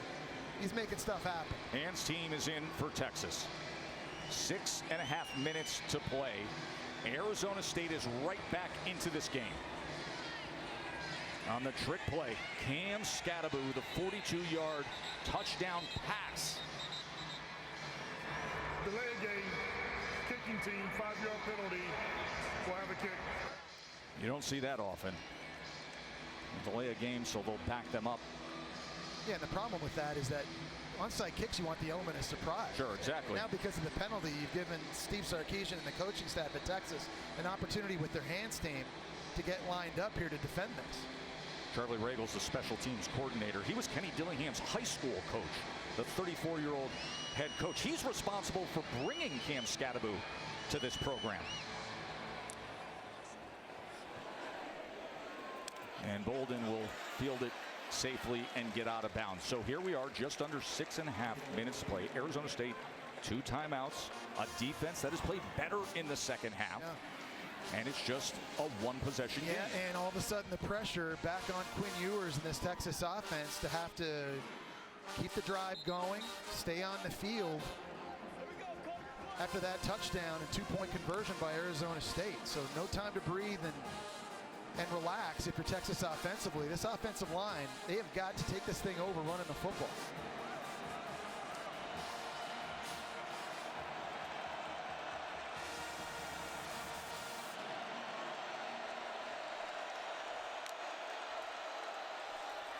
Wisner searching for something and able to get through that initial wave out to the 39-yard line, tackled by Smith. He's so explosive, and on these outside stretch zone plays, he's patient when he sees a crease. Number 26 for Texas puts his foot in the ground. He gets upfield.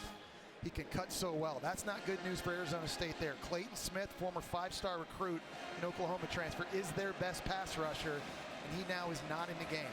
He came up big in the conference championship win. And they need all their best defensive assets to try to get this ball back, to try to take advantage of the opportunity the offense has now offered up. 2nd down and 4 for Texas. Ewers to pass. Downfield, wants every bit of it, and it's intercepted! It is intercepted by Robinson! He was looking for Bond, and now Sparky has life. I like the decision by Quinn Ewers, but I hate the throw. That needed to be a flatter throw. That thing hung in the air for a very long time, and it allowed Javen Robinson, the fastest player on Arizona State's team, to recover against Isaiah Bond and make this play. It's hanging, and Javen Robinson, who played so well in the Big 12 title game, who's given up some big throws here in the second half to Matthew Golden. He goes up and makes the catch to force the INT. Earlier in this fourth quarter, this game was 24-8. Arizona State had their best player, Cam Scadaboo, struggling to gather himself. They found a little life. Scadaboo found a little magic. with a 42-yard touchdown pass on a running back option play. And now the defense comes up big. Robinson with the interception. 2 timeouts, 5.5 minutes to play. A 1-possession game. You got to wonder if they're going to go back and just take a look if there was targeting at the end of that play. The hit on Isaiah Bond after the play was picked. Watch this right here. So that's Keith Abney, number 1, going in. Where did he make contact? It's got to be to the head or neck area. Obviously, Isaiah Bond is defenseless, but I don't see it there. It looked like he hit him in the body. Let's bring in our rules expert, Matt Austin. Matt, please clear things up here. Yeah, Joe, I agree with Jesse. It did look like he went to the head neck area, but I do think the contact was, most of it was in the chest area, so I really don't think this will be considered targeting. That at the end of the first turnover of the game for either After team. review, the interception has been confirmed, and there's no foul for targeting on number 1. All right, so we've got the stage set. The ball's at the 21-yard line. The young, gutsy, confident quarterback, Sam Levitt, will take the Sun Devils out there with Cam Scadaboo. Joe, what did Sam Levitt say this week during media days? He was excited to prove why I'm the better quarterback in this game. Now he's got a chance to put all that big talk out there and back it up with late drama. Levitt gonna launch it downfield. Looking for Scadaboo, and he gets him. Flag is down. Stiff arm, helmet off, and multiple flags down as it is an explosive play to Scadaboo. I don't know if this is going to be defensive pass interference. It looked like Scadaboo might have pushed off at the end of the play as well. Watching it live, I couldn't tell. Take a look here at the bottom of the screen. Scadaboo, one-on-one, runs right by Michael Taft. There was a little shove there late. I don't know where they're going to call this on. Is this going to be... There are 2 fouls, both by the defense. Pass interference, defense number 16. That penalty is declined. Personal foul, face mask, defense number 16.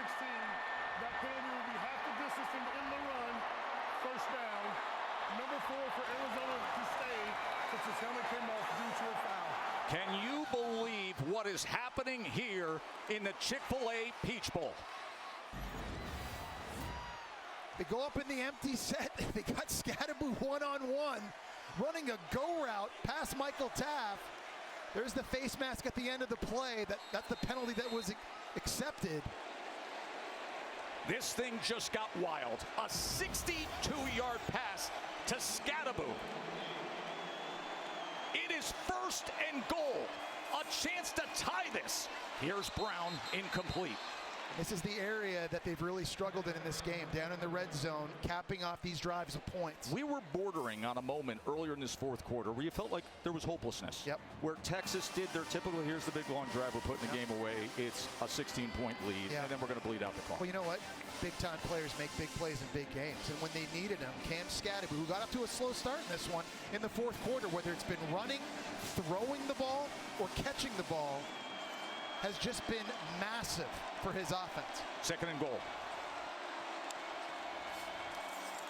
Levitt to the end zone. Flag comes in as he was looking for Gilroy. Coverage from the best DB in college football, Jahdae Barrett. Pass interference, defense number 7. The foul occurred in the end zone, so the ball was placed at the 2-yard line. Automatic first down. And that's the last thing they want to see, is Xavier Gilroy reaching for his lower leg when they are already thinned out at receiver. Well, how good has Xavier Gilroy been for Arizona State these last 2 games now, down in the red zone, 3 touchdown catches, working out of the slot. That time against, you mentioned it, the Thorpe Award winner, and he burned him to the outside. Barron had to grab his jersey. Phenomenal route, and absolutely the right call, now setting Arizona State right up at the goal line. A look from the AT&T connected cam. And there is the look offered by the AT&T connected cam. Penalty on Texas. Man. 1st and goal for Arizona State. They're concerned with Gilroy, and they're going to get him up to his feet. One of the biggest stories, Joe, for Texas these last couple of weeks has been their defense and goal line stands. They've had one in this game. Of course, they had one against Clemson, one against Texas A&M. Do they have another one in them here late? This game was a 16-point fourth-quarter lead for this talented, loaded Texas team, and then came the magic from Cam Scadaboo. On fourth down, lined up in the backfield, halfback pass to the Penn State transfer, Malik McClain. The interception on a ball that hung up in the air way too long by Quinn Ewers. Javen Robinson picking that up. But very next play, sudden change situation. Marcus Arroyo, the play caller, dials up a shot to the guy that finished fifth for the Heisman Trophy. What a great day to celebrate the game as the college football playoff quarterfinal matchup here in Atlanta is offering great drama on a day where we could welcome the distraction after the breaking news out of New Orleans today. The Sugar Bowl being postponed after the terror attack there. Of course, we will get you to the Rose Bowl game, that compelling matchup between Ohio State and Oregon. But right now, we've got to settle all this wild fourth quarter chaos here in Atlanta. First and goal, Sun Devils.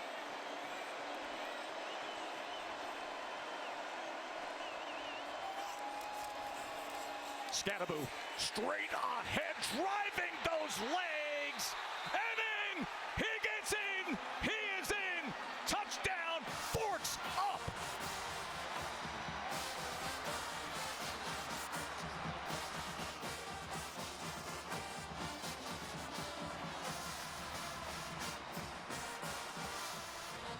Arizona State ran right into the teeth of the defense. They got a double team on the nose guard, and former Sun Devil Jermaine Lole right here.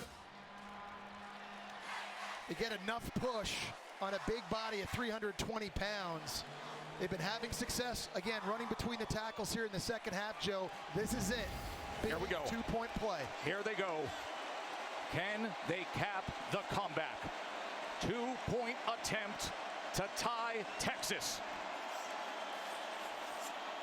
Levitt being chased. Gotta get rid of it. 2-pointer to tie it. Dancing around. What does Sam have? Incomplete and flags everywhere. As Trey Moore comes away with the ball. I think they're going to get another shot at it for defensive holding in the end zone, Joe. That scramble took a long time. Malik Muhammad. To the pass, holding, defense number 5. After this is the goal, we'll have a try. Well, it started when Sam Levitt started rolling to his right on the scramble, and then Malik Muhammad's out there, and he's trying to cover. I think it was Malik McClain, one-on-one, and he grabbed his jersey. And that was the first flag I saw thrown down. I think Sam Levitt ran about 179 yards east and west just to get a chance to get this thing off. Great block by Scadaboo just to give Sam Levitt an opportunity. Trey Moore couldn't get him. The foul's up here. That's where the flag gets thrown. And Arizona State and their offensive coordinator, Marcus Arroyo, now with another opportunity. Here's the holding call, Jesse. Play. Yeah, that's it right there at the top. All right, Jesse. Now they get a second chance. What do you see? You know the guy who's not tired after all that? Cam Scadaboo. Can the big man deliver? Will he get the chance?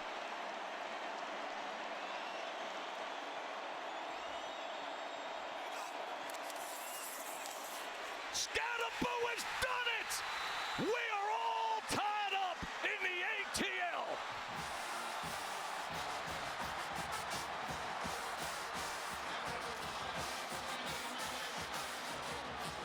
Look at this scene. The pageantry, the drama, the playoffs, and a hungry, feisty underdog team from the Valley of the Sun that really believes with their big man they've been riding all year long. A 16-point deficit has vanished. As you're watching the college football playoff quarterfinal at a thrilling Chick-fil-A Peach Bowl. How much do you love ball?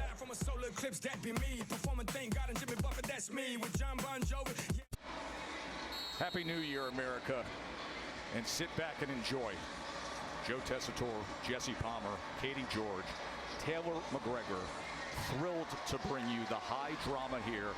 College football playoff quarterfinal Chick-fil-A Peach Bowl, where Arizona State has overcome a 16-point fourth quarter deficit as the kickoff goes out of bounds, so the penalty flag comes down, and that is the current hero for the Sun Devils. Yeah, probably should have got invited to New York as a Heisman finalist. You think? Yeah, he's been showing you all the tools in the toolbox, throwing just dimes down the field here on a post throw, hitting Malik McClain right in the chest. Very next series, opening play, runs a go route against Michael Tapp, catches it, tack on 15 with the face mask, and he's been all the tough running, especially here in the second half between the tackles, breaking tackles. This guy's got over 250 total yards, and he's done it in a variety of ways. Just a monster game for that guy right there. But here are the talented Horns back on offense, and Wisner out of the backfield will take the reception ahead, tackled by Shamari Simmons, who has made a huge difference in this second half. He really has, but I like the idea of getting these running backs for Texas involved now on the perimeter. You see the day, and that's not including his 43-yard touchdown pass. He has more total yards than Texas. I believe it. Cam Scadaboo has more total yards than Texas does. And the finger pointing on the left side of that line, the right side of that line, excuse me. False start. Offense, number 54. 5-yard penalty. Second down. Yeah, Joe, I mean, momentum's a real thing in college football, and you're seeing it right now. The emotion and the passion. Look how these plays have energized and galvanized this entire sideline for Kenny Dillingham and his football team. This thing was a 16-point game just minutes ago, where Texas dominated on a long drive to give themselves that lead. On 2nd and 8, Wisner takes it ahead. It'll set up a 3rd and short. Well, we've seen recently Texas and their ability to ice games by running the football late. You saw it in a long, sustained drive a few games ago against Arkansas. Late in the game against Clemson, too. Jared Gibson had some big runs when they needed it the most. They've got to be able to lean on this offensive line here in this critical situation.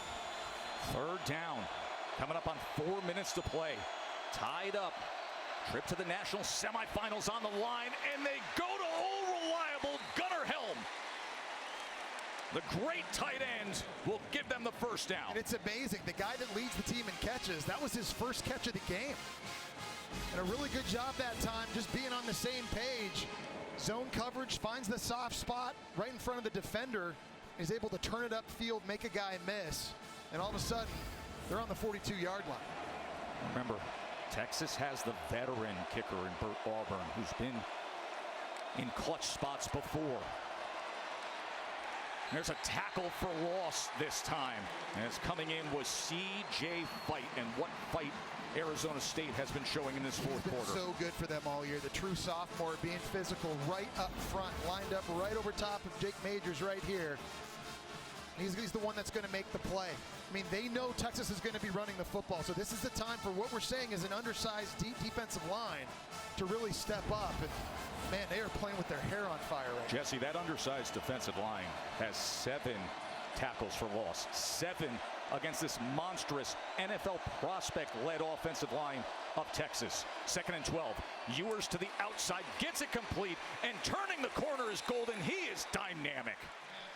And that's great anticipation that time by Quinn Ewers. He throws this ball before Matthew Golden turned around and got out of his break. So when he comes in motion down here, he's going to run this curl route. This ball is on his outside shoulder right when he turns around. You can't walk down the field and place this football and hand it to Matthew Golden any better than on that throw by Quinn Ewers.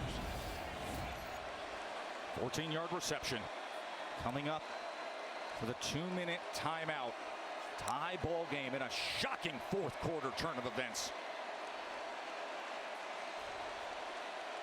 And that is where we will arrive. The 2-minute timeout. We have a college football playoff quarterfinal to decide. Cam Scadaboo has taken it upon himself to bring us to this point. All tied up in Atlanta with Texas marching now.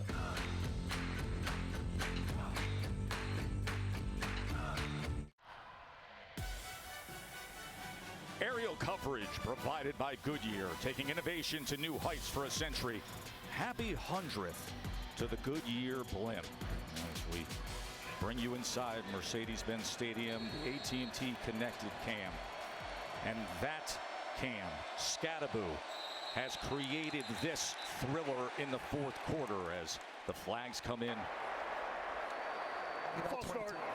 Offense number 54. 5-yard penalty. First down. I'll have it on the bench. I need to get it up. So that's on Hudson to back them up. 2 minutes to play, tie game.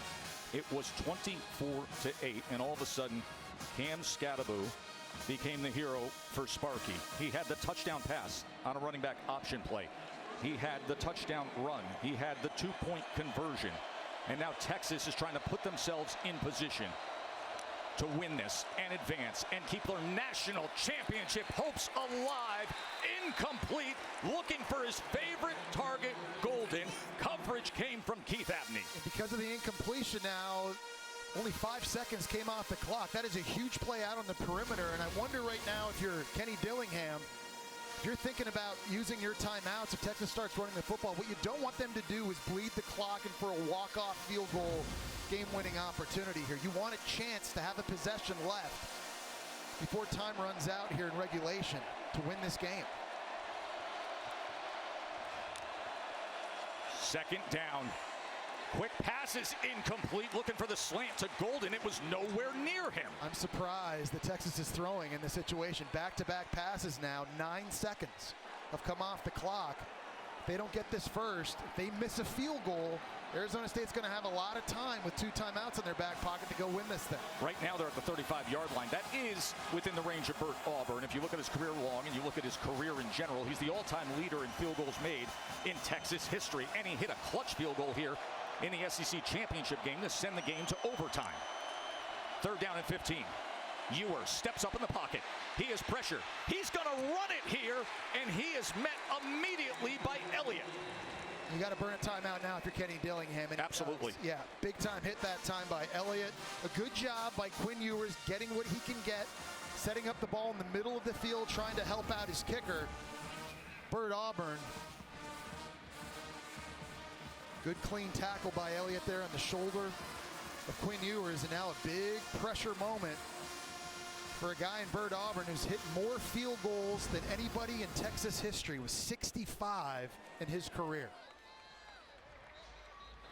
Lance St. Louis will be the snapper. Michael Kern, who's the punter, is the holder. But Auburn has been in many big spots in his career.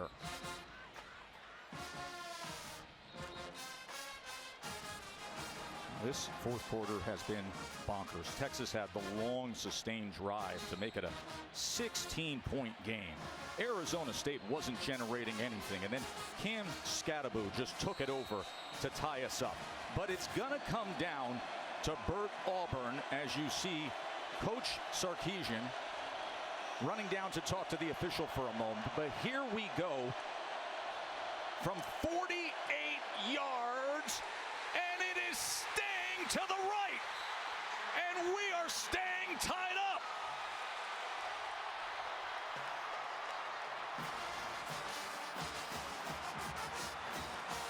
Auburn misses the 48-yard attempt as Coach Sark saw his team come into position with a short 9-play drive, but come up empty. And think about the sequence these last couple plays. False start penalty backs him up 5 yards. Great play by Keith Abney, one-on-one down the boundary, forces an incompletion. Another incompletion on the RPO, no time off the clock. Good use of a timeout by Kenny Dillingham.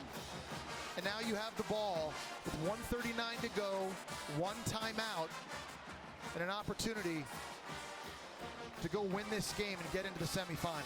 And understand, folks, what we're dealing with on the other side with Arizona State. A team that was dealing with NCAA sanctions and turmoil and back-to-back 3-9 seasons. And here they are with a chance. Sam Leavitt, he's going to run.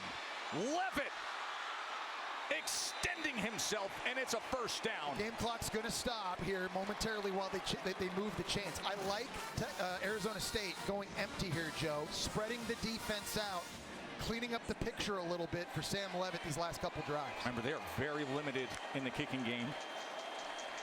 They're using a third-place kicker. That is incomplete. Karsten Kiefer has had one blocked. He's also hit from 39 and 36 earlier today. They're trying to put him in position. He was looking for Mateer there on that. That's one he'd like to have back, but I wonder, though, Joe, if that might not have been a better thing, because if Mateer had caught it, it looked like he was going to get tackled right over the middle of the field. They may have had to burn their last time out.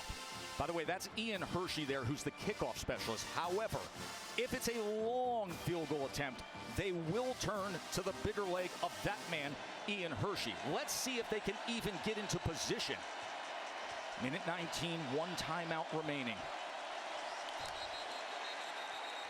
And there is the movement on McLean. False start. Offense number 12. 5-yard penalty.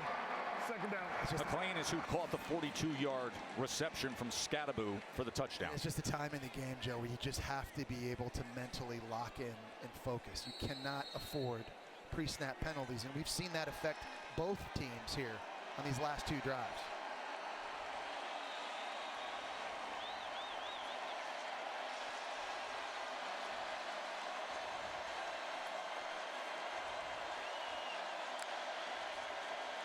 Levitt, pressure off the edge. Levitt gets rid of it, and it's incomplete to the outside. He was looking for McLean. It'll be 3rd and 15. Minute 15 to play. Okay, you've got to give Sam Levitt an opportunity, so you've got to know where number 11, Colin Simmons, is for Texas. He's the best pass rusher they've got. 3rd in California. It's obvious what's about to happen. Pete Kwiatkowski's been moving number 11 around a little bit. We've seen him on the defensive line to the right. We've seen him to the left. He's been spying, playing in the box. It looks like in this situation right now, he's now going back to work against the right side, lining up on the inside of the D-line against a guard and center who typically are not as good pass blockers as the tackles. Will they get after Levitt? Levitt, big hit. Coming in was Michael Taff, meeting Stovall. And I don't know, Colin Simmons may have tipped that. So Colin Simmons was kind of laying back. That time spying. The ball came over the middle of the field, and I think it was the true freshman that potentially got his hand on this. Take a look. You see that ball fluttering, but it does go into the hands of Stovall. They're going to take a look to see if this is targeting now in the back end. Well, that would be a massive call if it is. Let's bring in Matt Austin, our rules expert. Matt, what do you see here? Well, we definitely have a defenseless receiver, and just as he's turning after catching the ball, he gets hit in the head by the defender. So I would not be surprised if this is called targeting from the booth. I mean, that would alter the scope of the final 63 seconds of this tie quarterfinal game if that is ruled targeting. Could you imagine that, too, coming at this point of the game on 3rd down? If it isn't, it's a 4th and 5. Yeah. And you can see the concern as the trainers are still tending to Stovall, and Kenny Dillingham, the outstanding 34-year-old head coach who has turned this program around, is out to check in on his receiver. We're stopping the game to go to review for potential targeting.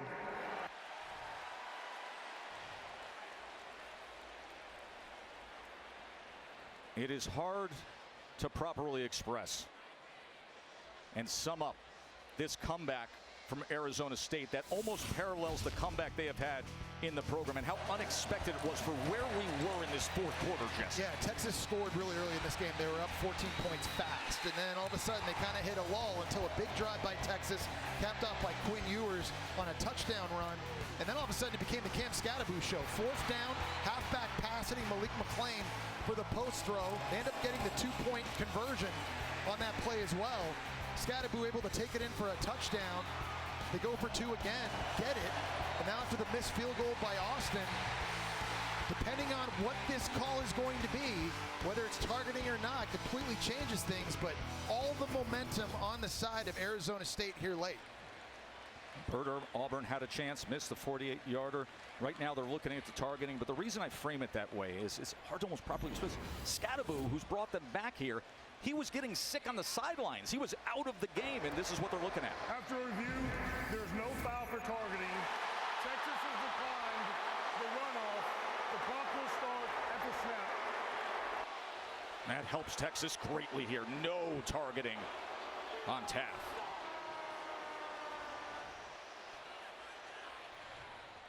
And I think now that it's 4th and 5, you're Kenny Dillingham, you have to punt this football away. You can't be aggressive here at midfield, risking not getting it, giving the ball back in your own end of the field. True freshman Canyon Floyd onto punt. He had a fake punt in this game earlier with a 32-yard completion.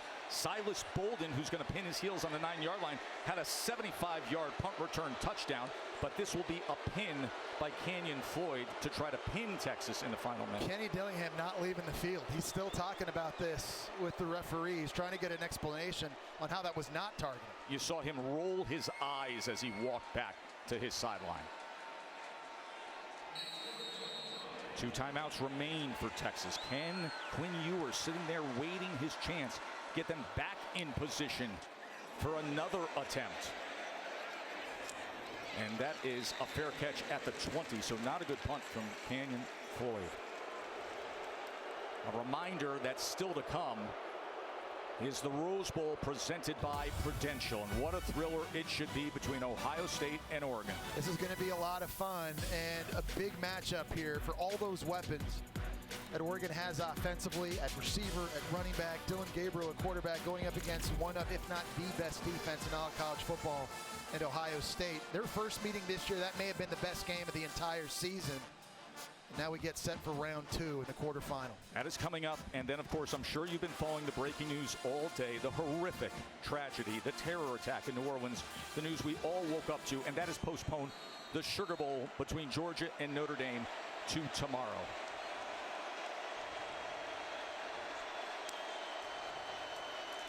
Ewers on first down, gets it out quickly and gets it complete to Golden. That's a tremendous throw by Ewers that time.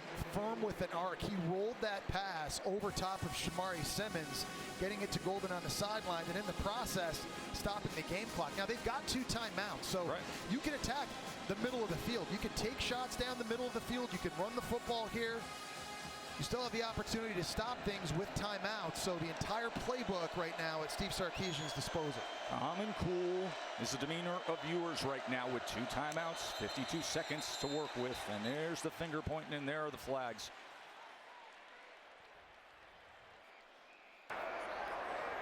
False start. Offense number 76. 5-yard penalty. First down. We've seen 3 of those penalties now in the last 3 drives. Twice against Texas, 1 against Arizona State. Critical moments in games that you just have to be able to dial in here. You see the bottom of your screen. That's Trevor Gooseby. He's had to play a lot of snaps now these last 4 games because of injuries to Cameron Williams and Kelvin Banks. Costly penalty there. Ewers over the middle, and Ewers gets it complete to Helm. And he's reaching for his right leg right away at the end of that play. Well, it was a nice job by Helm getting down the field against this defense that's playing 3 guys deep. It's almost like a Tampa 2 look, then curling up, giving Ewers a place to go with the ball. Quick to the outside as he gets it to Wingo. I think you got to call one here if you're Steve Sarkisian. Number 2 timeouts to try to set up Bert Auburn, who missed from 48 moments ago, and a timeout is going to be used. Well, kickers have to have short memories. There's no question about it. And an opportunity to take the go-ahead field goal just moments ago sailed wide right. Quinn Ewers right now trying to give him another opportunity. This is what happened moments ago. Got under it just a little bit with that over rotation and missed it. The 48-yarder stayed to the right. He has great experience, the all-time leader in field goals made. Had some choppy moments in the SEC championship game, but also had the clutch kick that sent the game to overtime. Was 4 of 6 the last time he was here in this dome. But will he get a chance? Well, I think you'd want to get him down inside the 35-yard line. And if you're Texas right now, it's about 16 more yards, 16 or 17 more yards you need to give him that spot. 1 timeout remains, 37 seconds, 2nd and 4. 4-man rush against Ewers, and they get it complete, and they are in position. Ryan Wingo, the true freshman, comes up big. Well, he's running a slant route in breaking. He's able to cross the face that time of Javen Robinson, and he's a big target, 6'2", 210 pounds, and a dart by Ewers. Remember, 1 timeout remains, so they can run the ball. Tackle for loss, Wisner.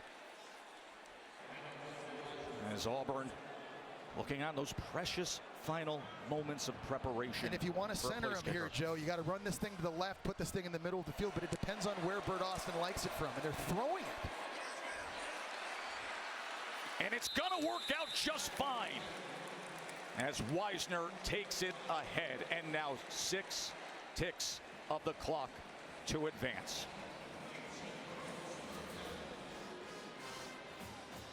This is where you kind of expect quarterback sneak. Just move to the left, get this thing centered, call your timeout, and jog Austin out onto the field. What a job in this drive late, by the way. Quinn Ewers engineering some beautiful throws. And that is exactly what they will do, as that final timeout will be used. You can put down those surrender cobra arms for a moment, my man, because we got 2 seconds left, and you got a chance to see the horns move on. Look at Steve Sarkisian coming out, giving his kicker an embrace, telling him, hey man, forget about what just happened. You've been here before, you played in big games, you kicked more field goals than anybody in Texas history. You live for this, you got this, I believe in you, we all believe in you, go do it. And what's most critical, you see those mirrored smiles, the positivity, the joy. He's been doing this for a long time. Some great coaching by Sark and a great response by Bert Auburn. But right now he's got to deliver.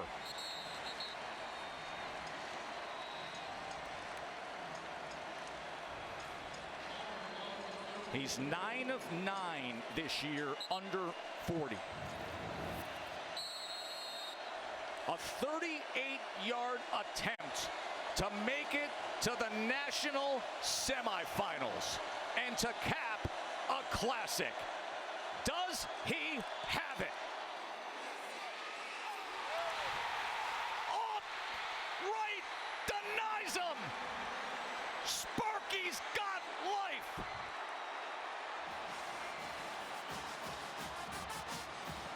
Off the left upright. And we are going to overtime in the college football playoff.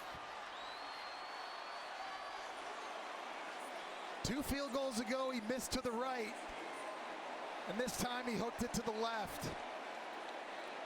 This game has had so many different ebbs and flows. It's a good snap. It's a really good hold. This thing started down the middle and it just faded to the left. Doink. And we're going to OT. It was not well struck. He knew it, leaning it off. Did not have good rotation. But you know what's good? A game like this with a Happy New Year. Who wants OT, baby? Let's do it.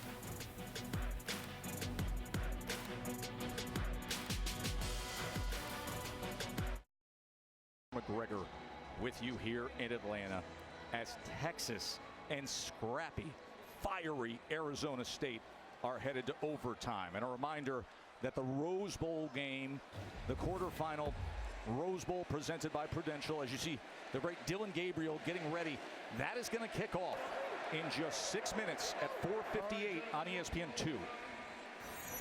Each of you will get a possession. Second possession, you must go for 2. If it goes to a third period, we'll exchange 2-point conversions until we have a winner. Any questions?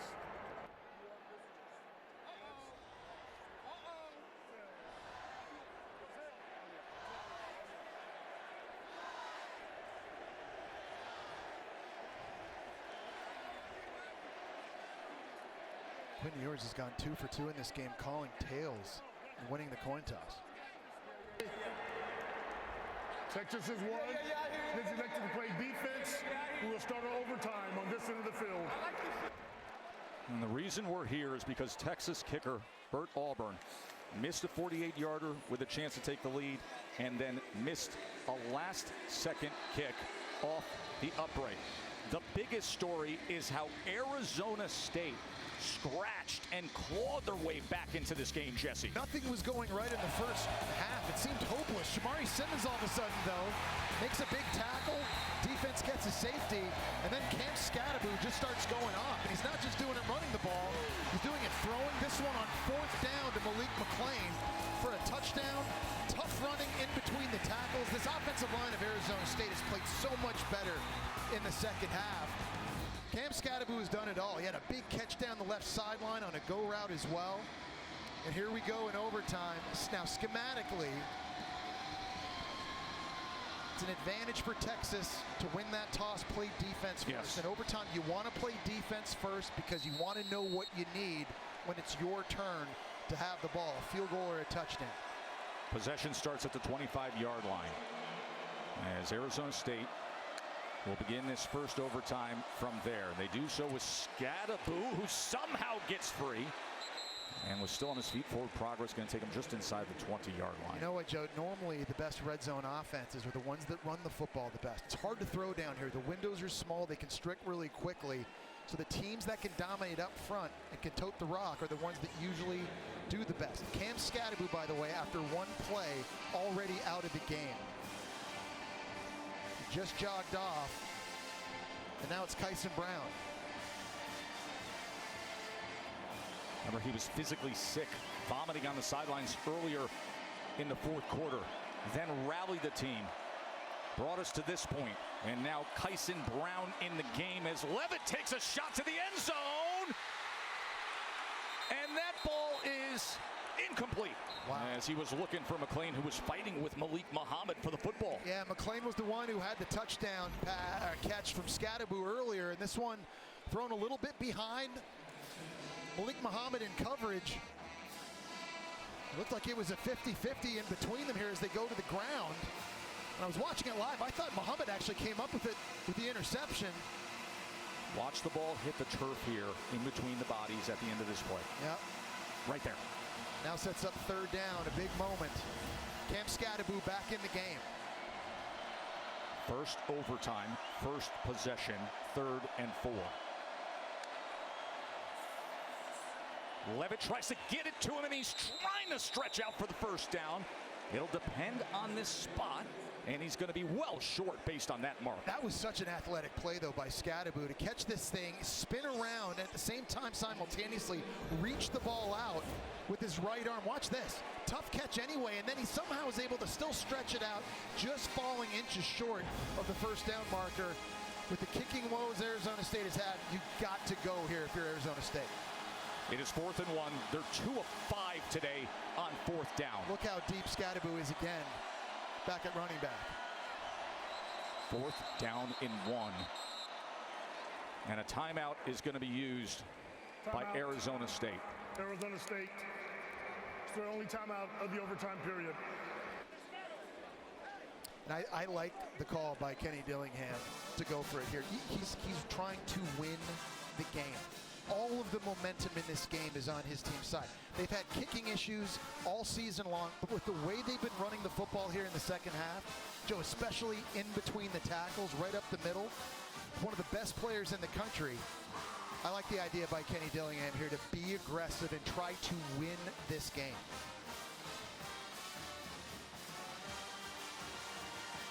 The show band of the Southwest.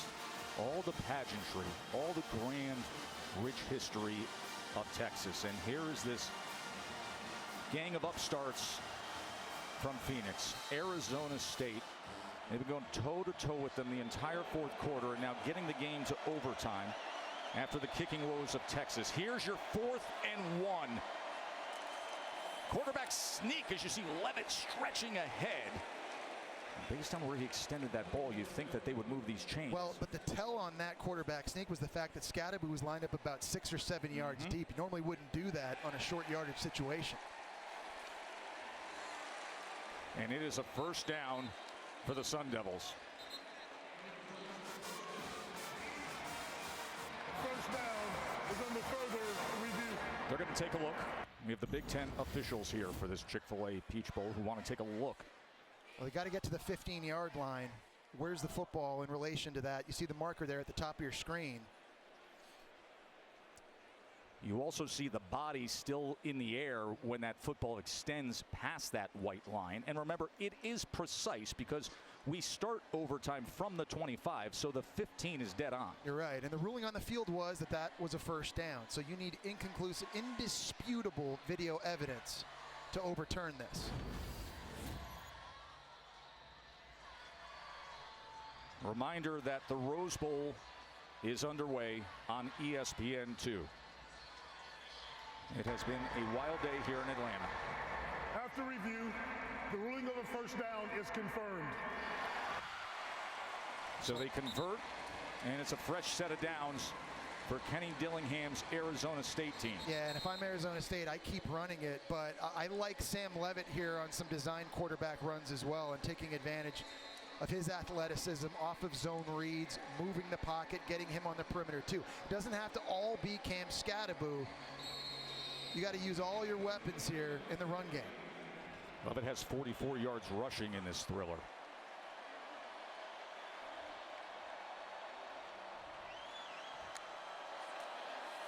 Here's the short pitch as flags come down, and Scadaboo tries to go against the grain and then just goes ahead for 2 yards. Yeah, I don't know if Arizona State had enough guys on the line of scrimmage. An illegal formation, I think, that time by Arizona State. Illegal formation. Offense had more than 4 in the backfield. 5-yard penalty. First down. It was because I think one of the receivers was offset and actually in the backfield, giving him 5. Stovall here was in motion, but there was nobody up top on the line of scrimmage there. It's a good catch by the refs. So that backs them up as the ball's on the 20-yard line. But it is first down. This is our first overtime. Texas, of course, chose to be on defense first, so they know the circumstances that they are dealing with.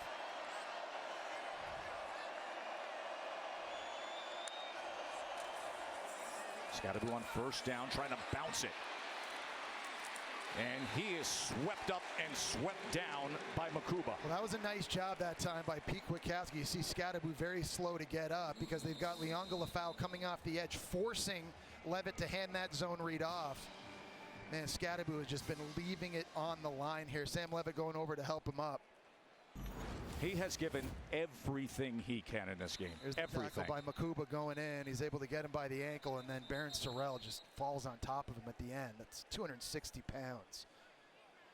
An enormously large human being just falling on top of you. He's taken so many hits in this game, so many different ways.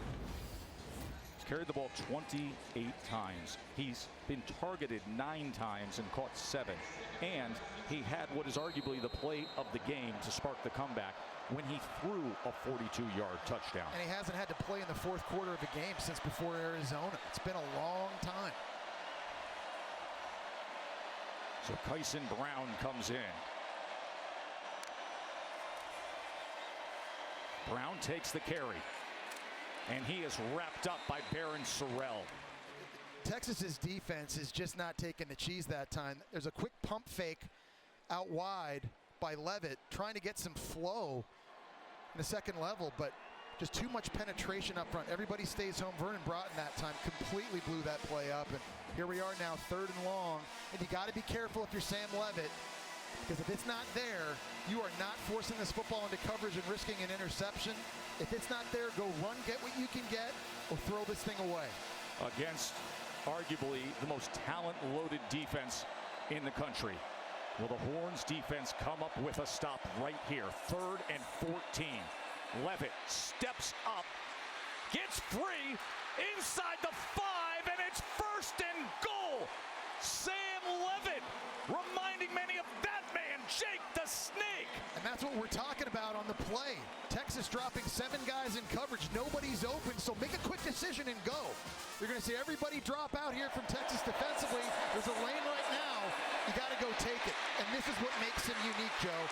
425 scramble yards on the season for Sam Levitt. 4th most in the country for any quarterback. And he makes his biggest scramble play here in the first OT. And guess who's back in the game?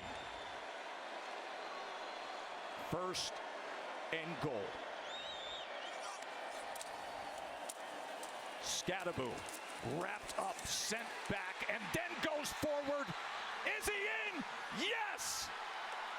335-pound Bill Norton met him. But Cam Scadaboo had other plans. It wasn't just Bill Norton. It's Baron Sorrell. It's Michael Taft. It's Anthony Hill Jr. It's Leonga Lafau. 5 different guys had an opportunity. How did Cam Scadaboo Scadaboo break all those tackles? This is outrageous. Look at the power running here. That's a 335-pound defensive tackle who stonewalls him, and he still fights through. You know who needs an attaboy? Number 77 right there, Kyle Scott, the right guard, who literally picked up his running back and slammed him into the end zone to help. The extra point from Kiefer is good. Leo loves it. Leo's been watching his son pull off magic like this for a long time. Arizona State takes the lead, and now Texas. Texas has to match.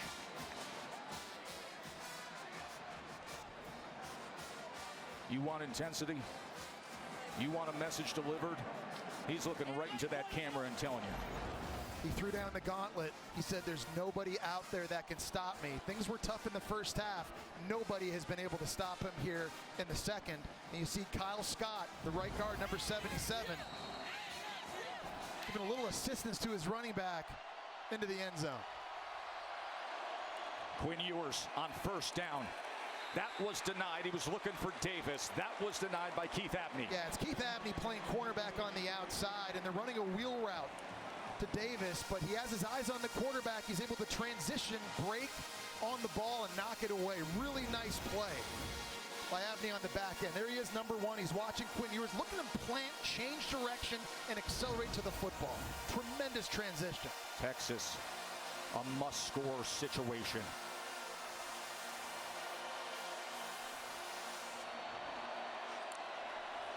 Second down. Wisner to run the ball, and he is batted backwards. What a play by Dorbaugh, the former Texas Longhorn, to be the first man to get after him. Prince Dorb is only 240 pounds. He's taking on DJ Campbell, who weighs 90 pounds more than he does, here to the outside. And he's able to stonewall him. Doesn't make the tackle, but he makes the play. Great job by the Texas transfer in this defense from Arizona State. We've said it over and over again. From the third Texas offensive play on, they have been playing incredibly well. Third down and 10.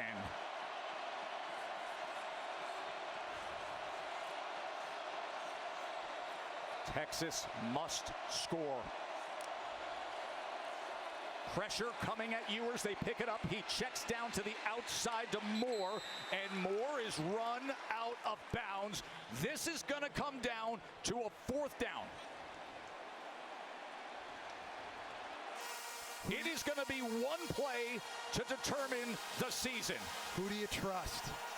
If you're Steve Sarkisian here on fourth down, who's a receiver that can win one-on-one? The go-to guy, especially during the second half of the season, and a guy that's made a couple big plays in this one, is Matthew Golden, number 2. He's lined up to the right side of the formation, one-on-one with Keith Abney down here. Gotta have it on 4th and 8.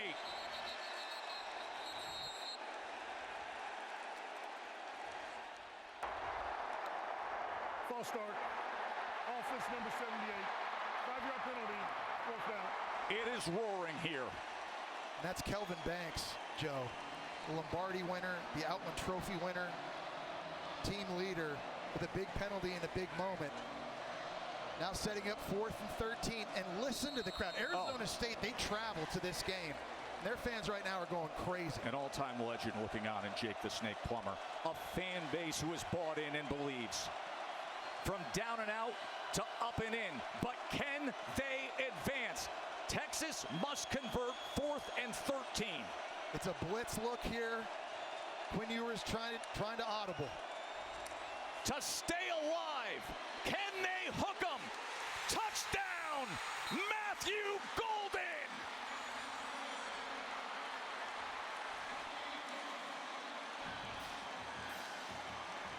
Your best players, Joe, they have to touch the ball when the game is on the line. This is a really nice double move by Matthew Golden. Lining up in the slot, faking like he's going to run to the corner, putting his foot in the ground, going to the post. And Quinn Ewers lays it over top of the safety for a score. 177 straight extra points made. But this is the most critical of all for Bert Auburn. To stay alive for a second overtime, and we arrive at it.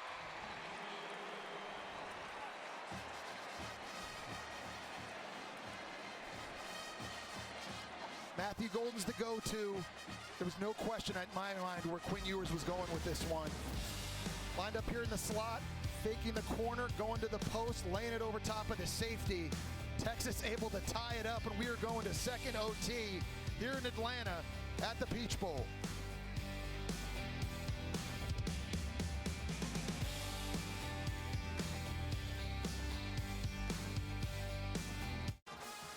The emotional roller coaster ride of this Chick-fil-A Peach Bowl game. The ups, the downs, the hope, the anticipation, the despair, and the drama.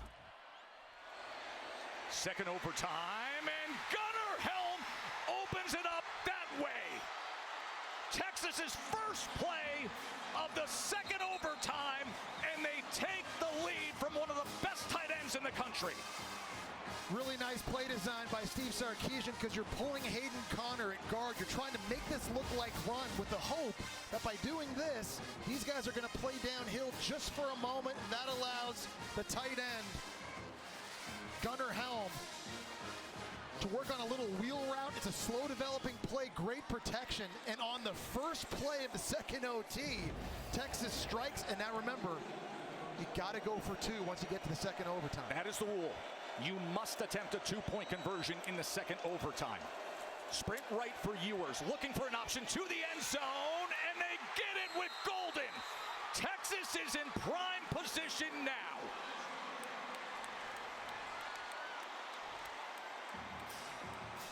This is just awesome stuff. Absolutely awesome, and give credit to Quinn Ewers for this second overtime spark. Yeah, two great play calls, too, by Steve Sarkisian here. This time, Golden's lined up to the outside. He attacks the safety. He made it look like he was going to run over the middle of the field, put his foot in the ground, broke to the outside. It was a very viable target. Really nice route running, and when they needed the big play in the passing game, Joe, who have they gone to? They've gone to Matthew Golden, the transfer from Houston, who has just been sensational, and Quinn Ewers playing his best football of the game here late. And Jesse, remember, they change ends of the field.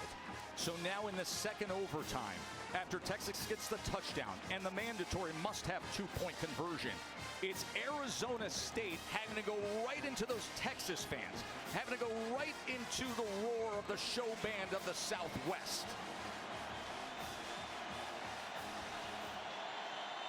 They need a touchdown and a two-point conversion to stay alive. Sam Levitt, with time, goes underneath to Scadaboo. Scadaboo cuts back and will have the first down for the Sun Devils. And that's a really good quick decision by Sam Levitt that time.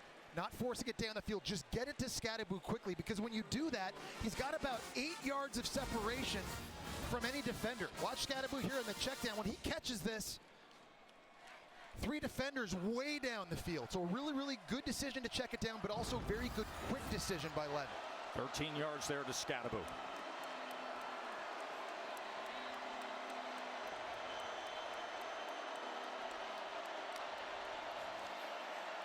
Play action.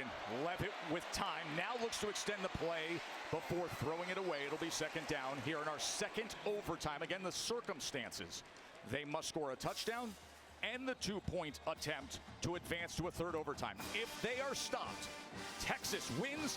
Texas advances to the Cotton Bowl to face the winner of the Rose Bowl between Ohio State and Oregon, which is underway right now on ESPN2. So what do you do here if you're Arizona State, right? Because you really haven't been able to throw the football conventionally at all to receivers and tight ends. The best passing play really has come from the running back and Cam Scadaboo. So here they go again in an empty set. You anticipate they're going to be running this thing or throwing it to Scadaboo, who's now come back into the backfield.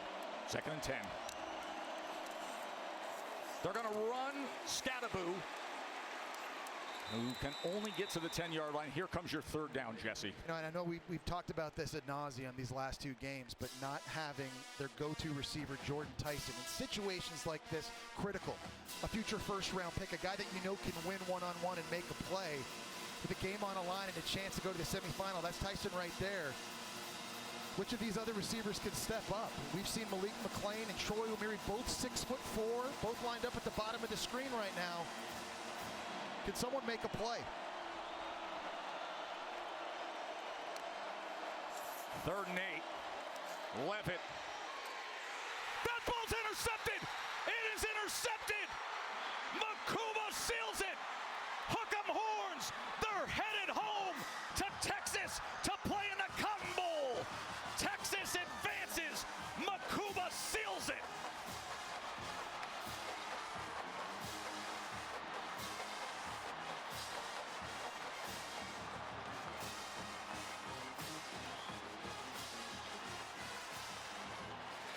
What an all-time classic. What a way to welcome in the new year. And what a great celebration of two outstanding teams and players who gave everything they had. And well done. Such a great play, Joe, by a veteran safety and Clemson transfer Andrew Makuba. He did not bite on the bubble. They're trying to fake this down here. He stays up top over Melquan Stovall. High points the football, his 5th interception of the season. He's been coming up with big plays all year long for Texas. Comes up with the biggest one here in the second OT. Katie George, capture it for us. Thanks, Tess. Coach, that was unbelievable. How on earth did you guys get it done? Well, what a swing of emotions throughout this entire game. And you know, one thing that's been true about our team all year is their resiliency. We continue to fight back regardless of what odds we're up against, and some great plays there in overtime. You know, we stubbed our toe a little. We need to play better football than we played today, but surely, man, our fight was pretty incredible. You were here, Quinn Ewers was here the entire time. Where does that composure come from, and how important is it in moments like that? Well, I just think if I can be the model of composure and Quinn can be the model of composure and poise, then that permeates throughout our team. And what composure our guys showed, and what some great plays. With Makuba with a great pick, Matt Golden, Gunnar Helm, bunch of guys making big-time plays. Congratulations. Take a breath. Thank you. Congratulations to Sark and the Horns, and to Arizona State. A reminder, you can watch the full trophy presentation on ESPN News. Next up, the Rose Bowl, Ohio State, Oregon. For Katie and Taylor and Jesse Palmer, I'm Joe Tessitore. Let's get you to our good friend Chris Fowler out there for a classic in Pasadena.